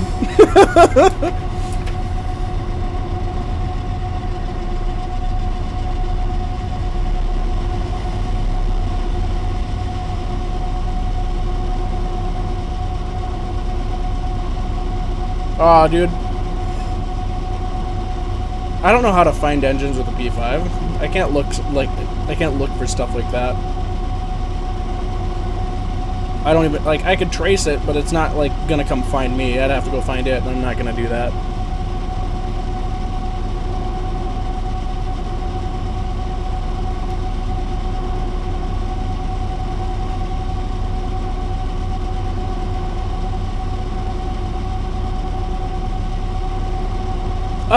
Well, how I record sounds is a bit of a trade secret. I don't record at work. I have connections at other places that I can get recordings. And I've gotten those clearances and stuff like that because I work for the railroad. They know I'm safety oriented. I know what I'm doing. I'm not gonna make stuff move and anything like that. So I've got acquaintances on other railroads that allow me to come record stuff through interchange or whatever. And that's how it works, basically.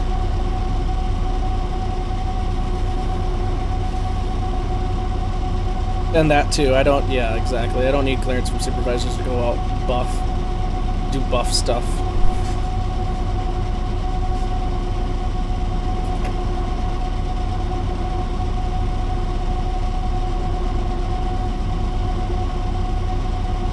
Watching that accelerometer. No, I don't lift. I haven't lifted since my senior year of high school.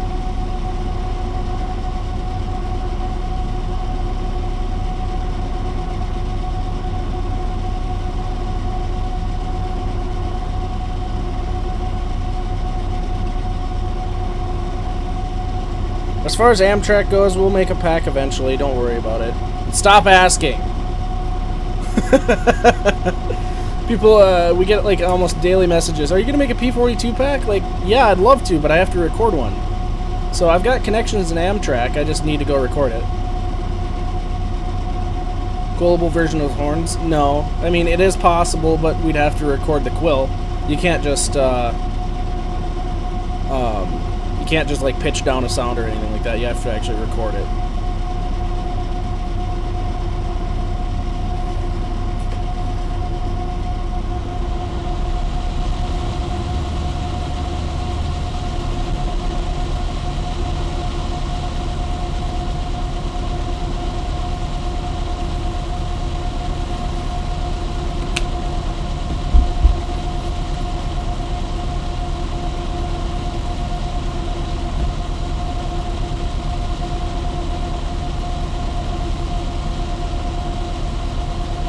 F40 HEP sounds? Yeah, that's possible.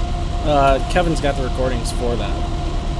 That wouldn't take much. We just need the horns and everything else that goes along with that. Well, good thing the speed limit's 20.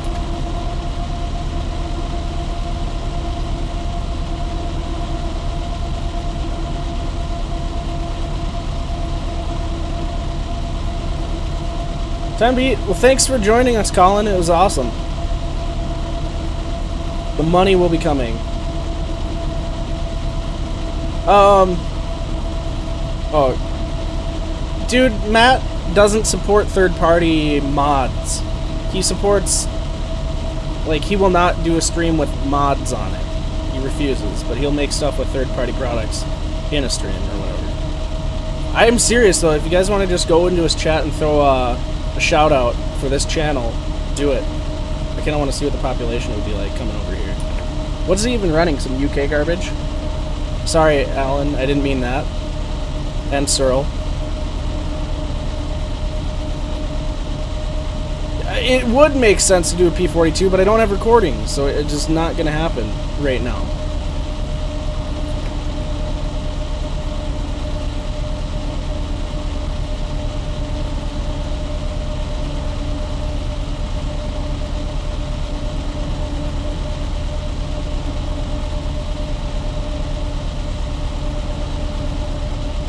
I mean, it's only natural that he'd like his own products.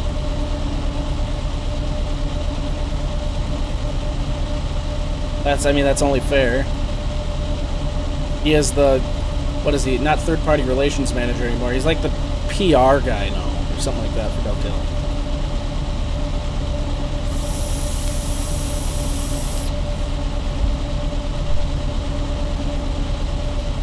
The only streamer and YouTuber,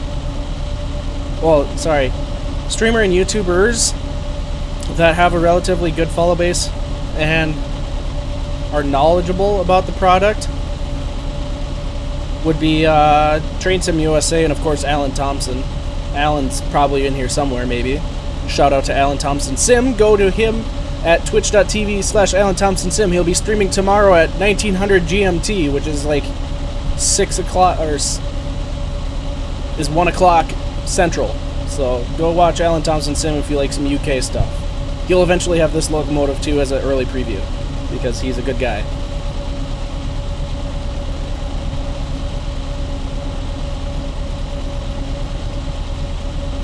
Oof! Yeah, twitch.tv/Alan Thompson Sim.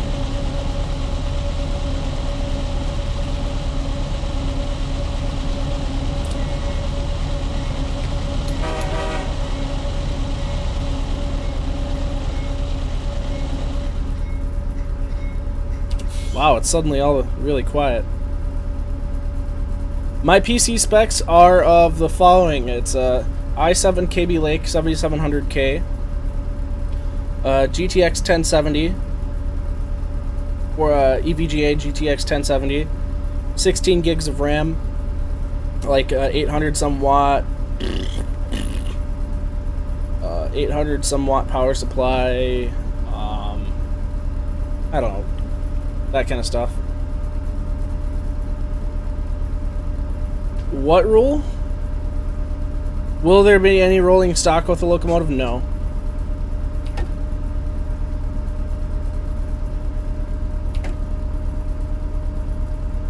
I'm running a slight overclock, so I'm running my processor, I think, at 4 gigahertz a core. Something like that.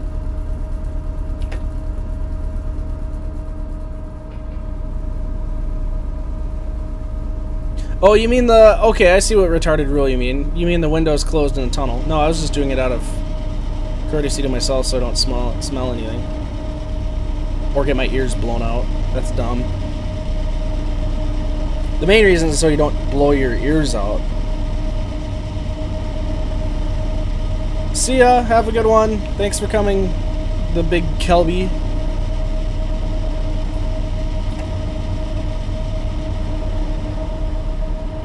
So how do you guys feel about the physics so far? Does it seem to be pulling pretty realistically? I mean, I've been having to modulate throttle on varying grades and all that jazz.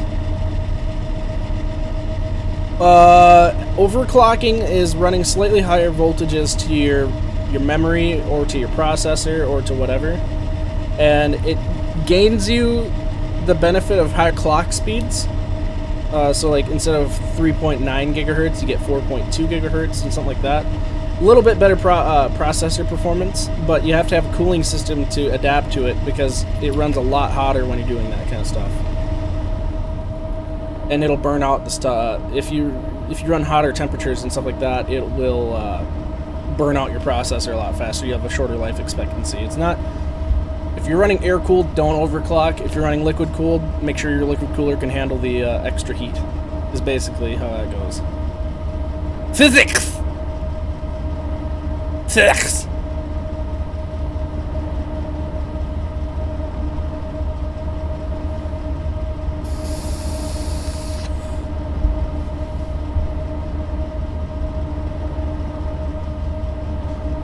Okay, so the planned deliveries are CP.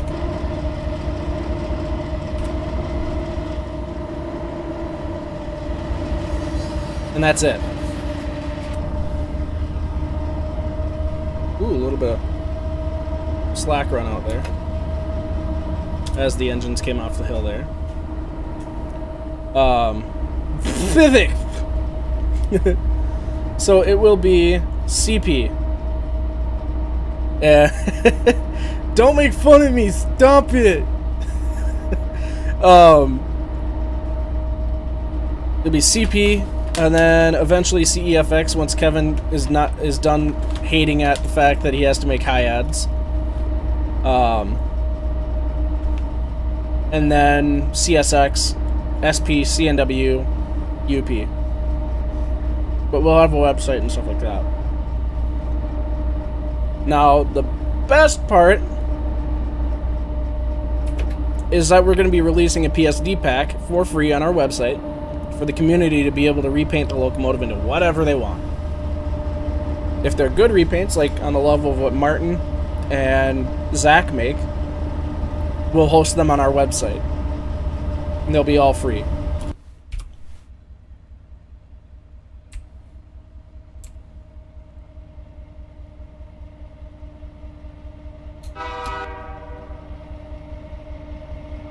Yeah, pretty much. Oh no, there won't be a shitty repaint policy. Trust me. I mean, if you guys want to make a really dumb, like, furry repaint or whatever, you can make it. We're not going to host it on our website. You can put it on RWA or something, but we're not going to host that. But good repaints we'll host.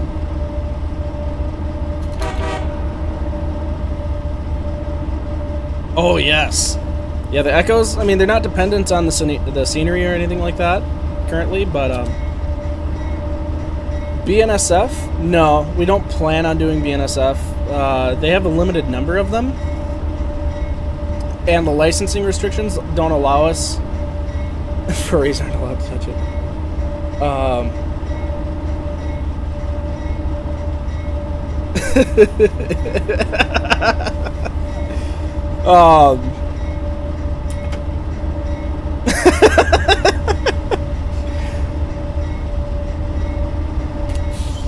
God dang it.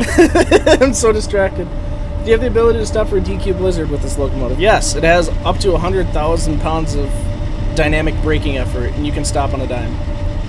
I would like to do BNSF personally, but the problem is with the licensing restrictions, we can't sell on Steam without limiting ourselves, so you would have... basically, you'd be screwed to North America only sales. I mean, it would be awesome, but it is what it is. But yeah, as Kevin said, CP, CEFX, KCS maybe, probably, depending on licensing, and then UP, and UP predecessors.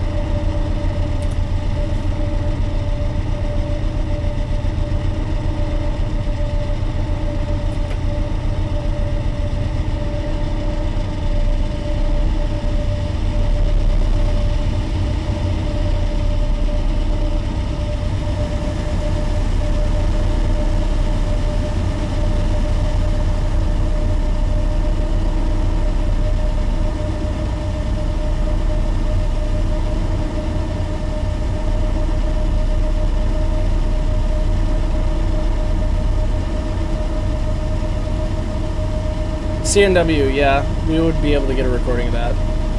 We just, one of our guys has got a K5HR, so he's got a recording. He can make a recording at any point, really. Alright, thanks for joining us, Martin. You have a good one.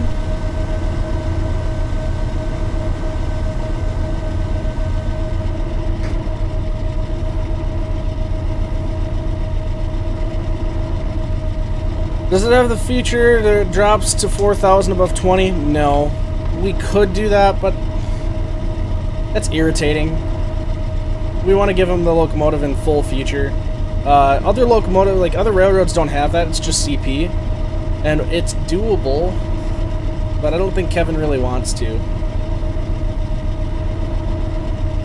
Because that would have him adding a speed variable table to the many, yeah, there's, so it's running by 1x2, 95 loaded platforms, 8,000 feet of train, 200 feet of power, so 8,200 feet as shown on the distance counter.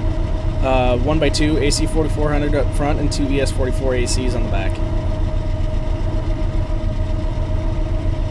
ES44s are running our enhancement packs too.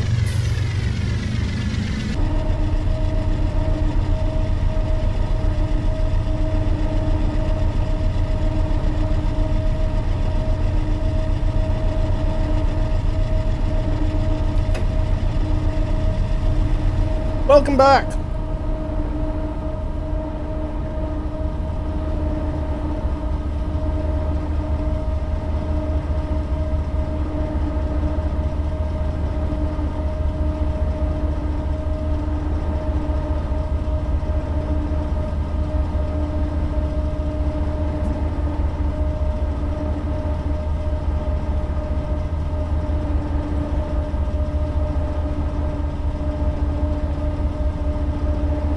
Yeah, those two will become back.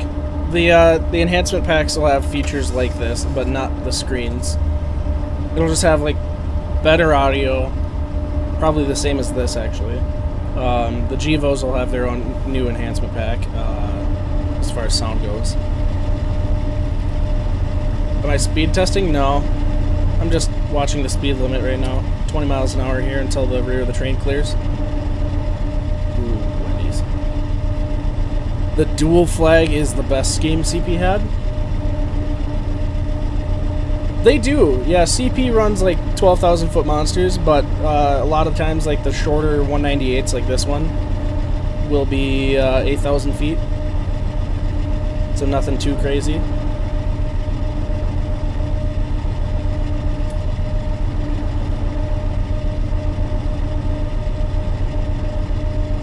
I mean, 8,000 feet is not shabby for a train either.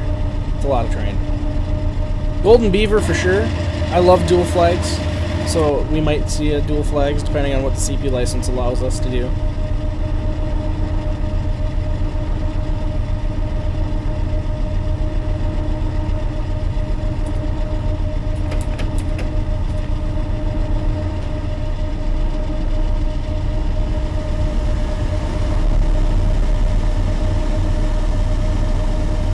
Thank you. Just AC44 stuff.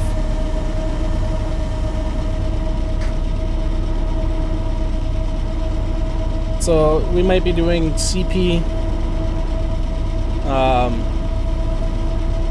CP dual flag and Beaver. Yeah, it does. Yeah, when you have to meet a frickin' 12,000 foot train, it makes it impossible to meet.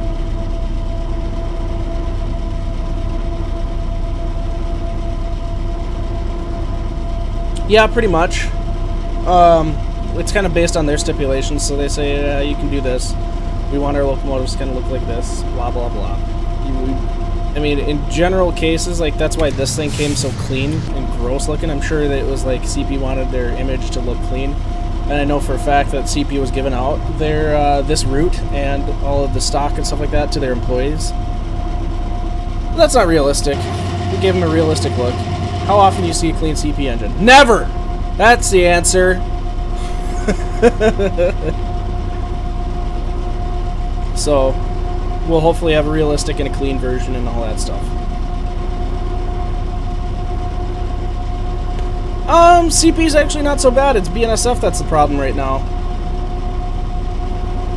UP used to be bad for it too.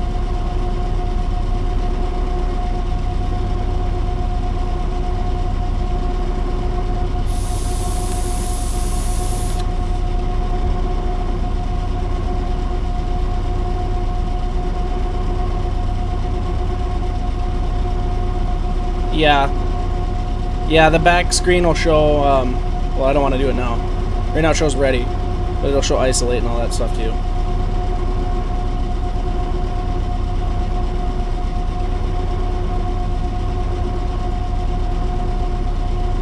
Oh yeah, yeah. CN's cars are really weird. So it'll show you all your faults and stuff like that. Fully scripted and simulated as per the manual in real life. Oh my god. You just have blank yellow and orange units running on Cajon Pass.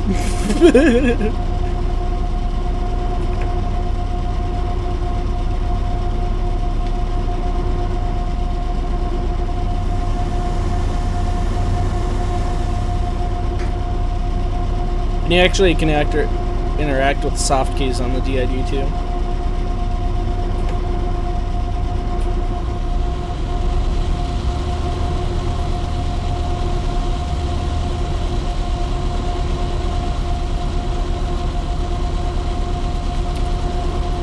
Getting close to the, what do they call these tunnels?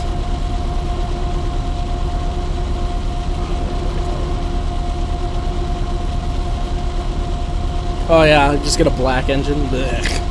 No, we're not doing that.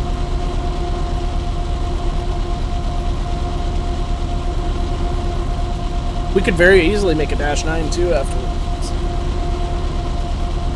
The idea, well, not the idea, the kind of plan is while we're making this, we're going to help VRC out on the C40-9. C40-9 will have the interactive IFD. You'll have the locomotive monitor on one side, then the regular IFD on the other. It'll take a little bit of time in development, but it'll be cool. So the -9 that VRC is making will be at this level of detail, at least in the cab. Every switch, every single switch. Check this out.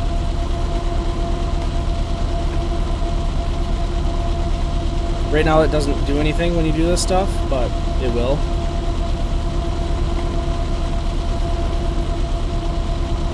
No, the toilet doesn't flush. There's no view into the toilet. That's just silly.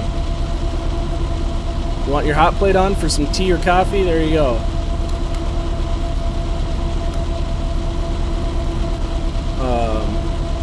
You want your window heater on to keep it from fogging? Now it's on.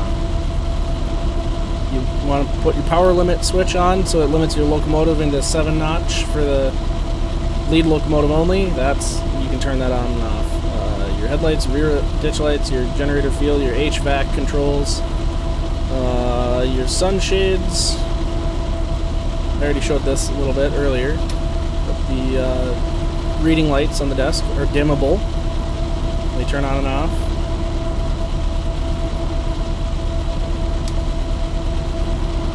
Pull that back up. The overhead lights turn on and off. Your wipers all work.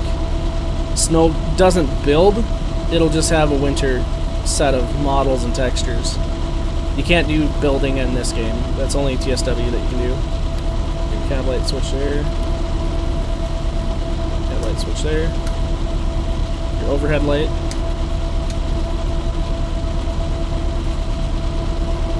Turn the nose light in the nose there. Oh, that's why. But it's so loud in here. See the lights on in here.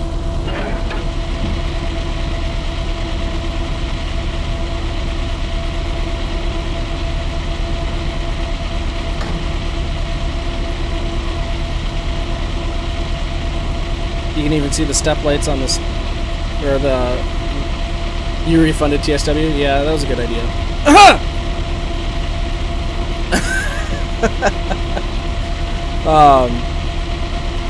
Let's see, what does it say? 25. Okay.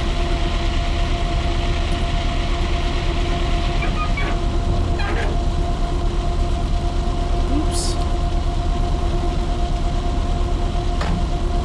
What was that? This is all brand new. Created from scratch over the last 5 years.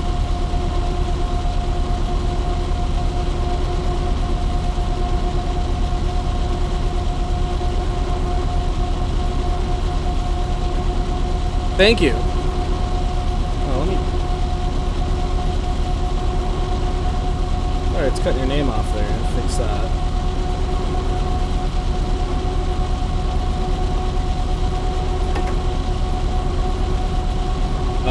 Your lead axle sand switch works. There'll be a sound tied to it. That works. horn. Your rear emergency switch with the little cover over it and everything. That works. It doesn't do anything right now, but it will.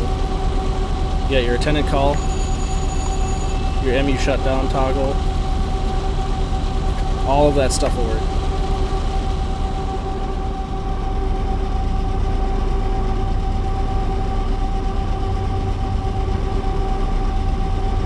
Your ditch lights you can turn on and off. Your headlights you can turn on and off. Step lights in the cab work.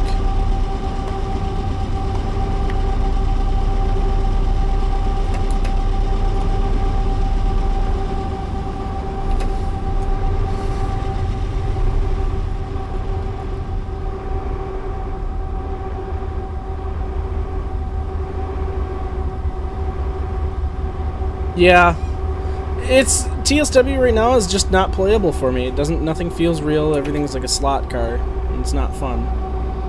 That's not fun to run. But even the radio, the DTMF keys, and your channel select and all that stuff works too, or will work rather. Work in progress.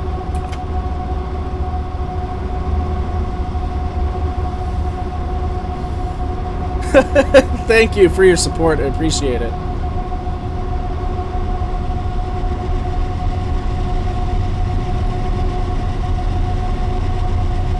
Yeah, I mean, ideally, once an SDK is released, I would like to see the DNH made.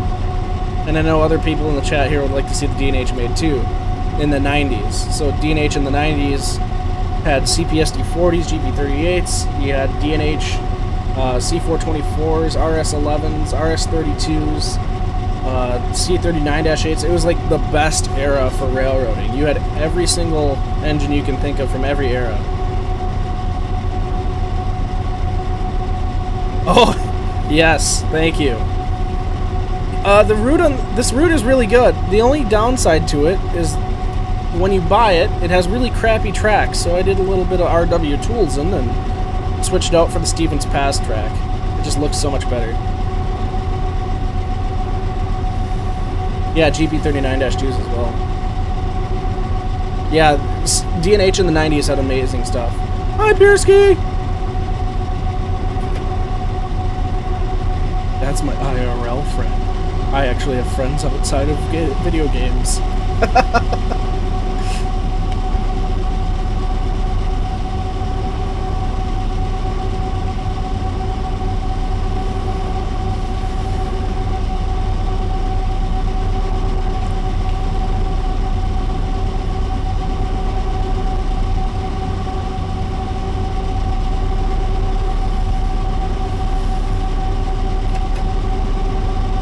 RF&P stuff? No.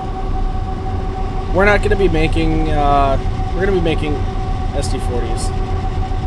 Or, AC40. Oof. We're going to be making AC44s. That's pretty much it. We're not going to start delving into Jeeps and stuff like that right now.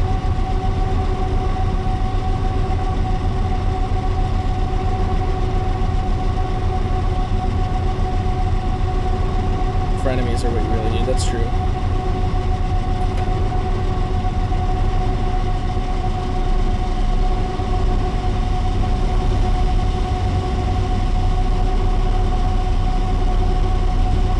No, no SD40-3 either.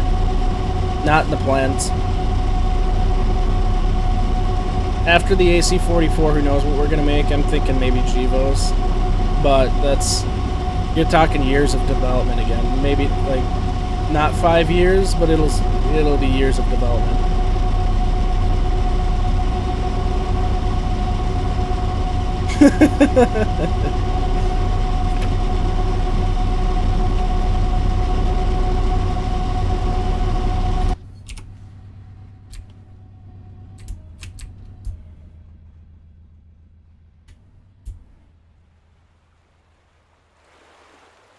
New 70 Mac models. I mean, we'd need to make one from scratch, so not at the moment. Yeah, what Railfan said right there. That's the next locomotive. Actually, we're gonna pause on the AC44 and just start making that right now. Tier 4 U50s with 6 steerable trucks. Yeah, C40-8M would be pretty cool, but we have to finish the locomotive first. And thank you for checking in. Appreciate it. And thanks for being a loyal customer as well. We can't wait to have this out to you guys. SD40-8 CW.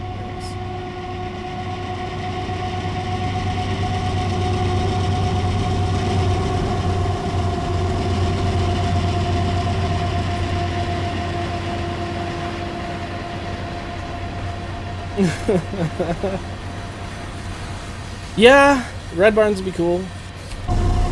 Eventually. Actually, I think I told you Matt Fleming is making SD40-2Fs.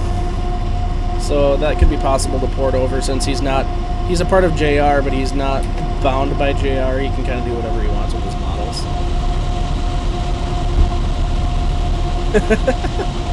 You guys are the worst sometimes, I swear.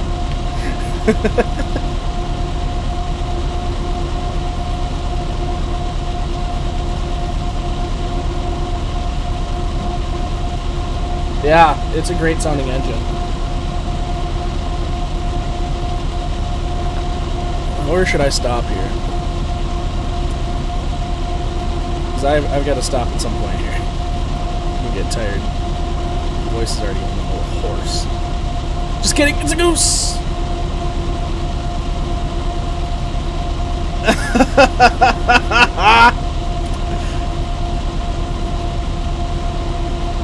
No, not an SD70 with the Spartan cab. We're not doing that either. We have to finish the model first. I don't know if there is a depot here at Glacier Depot. Oh, yeah, there it is. Let's see how good I am at spotting a train.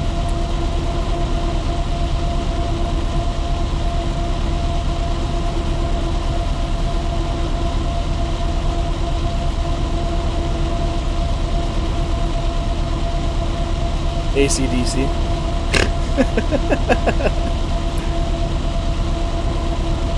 Oh, I know. Yeah, I've heard. The Jevo 16s with no silencer, they sound amazing.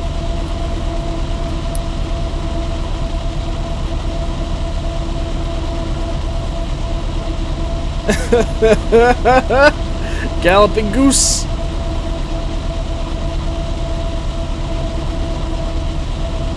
But if it was AC/DC, I'd have to make it look like Norfolk Southern, and I hate Nanas.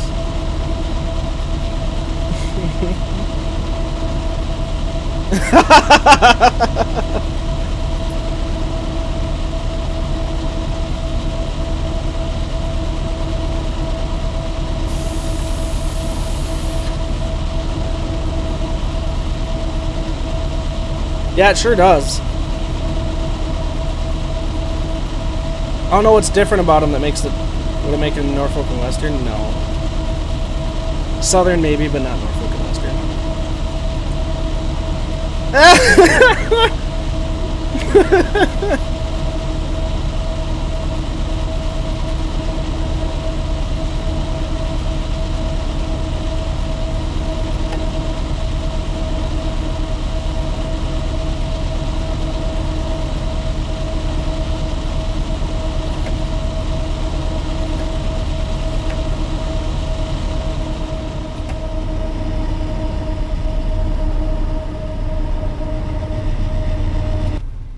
I don't have any air brakes to simulate stretch braking in here, but I'll do my best.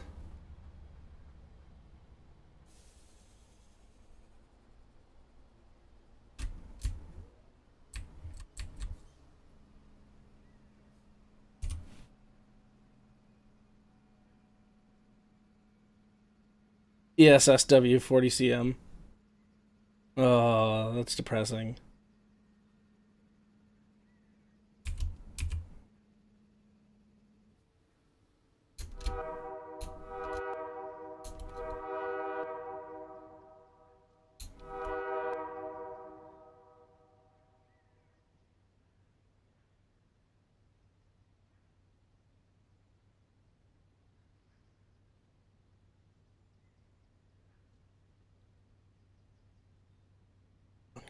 Total silence. EMD 567. I actually have E8 sounds that I just got from ESU, so I'll be processing those after the AC44.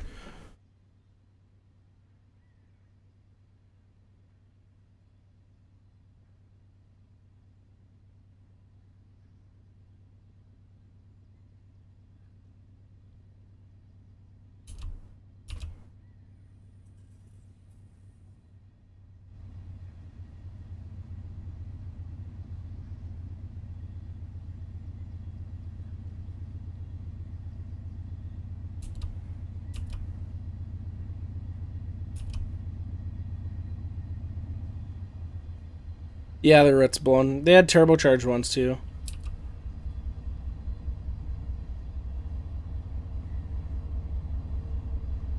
Awkward silence. Welcome to the DPSO Woody ASMR channel. Official stream.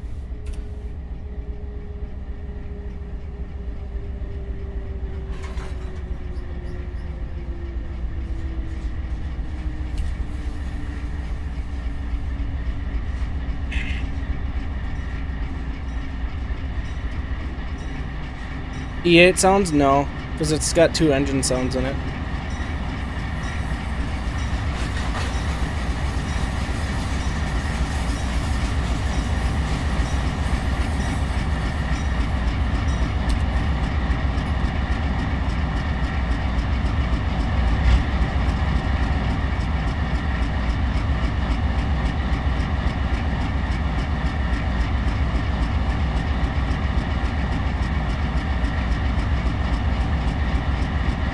Yeah, they have the same engines, but the engine recordings I have 2. There's no startup or shutdown right now. It's not scripted in yet. It has auto start and all that stuff that'll eventually be in there. You can hear the skip fire. That's the best sound ever.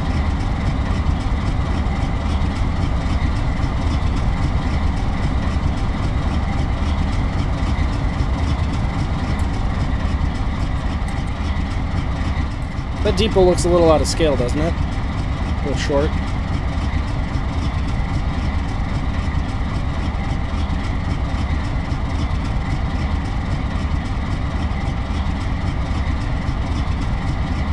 Yeah. No, it would be cool.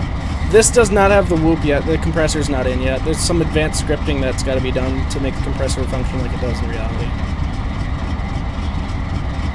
It'll be there. Mind you, like I said, like it says in the bottom right here, work in progress. We're getting there.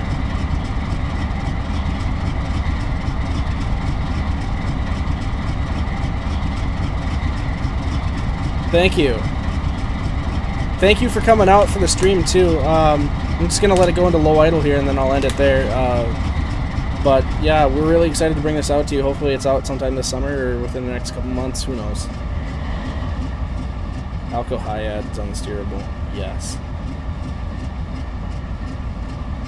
So there's your low idle.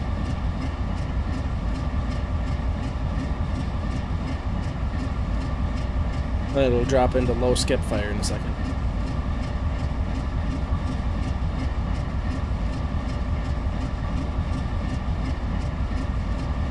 Yeah, ace tier 4s. We're not actually going to make an ace tier 4.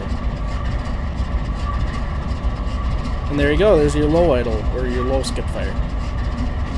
So thank you all again for jumping in with this. I mean, we had like, what, 30-40 viewers? That's the most I've had in a stream, so pretty cool.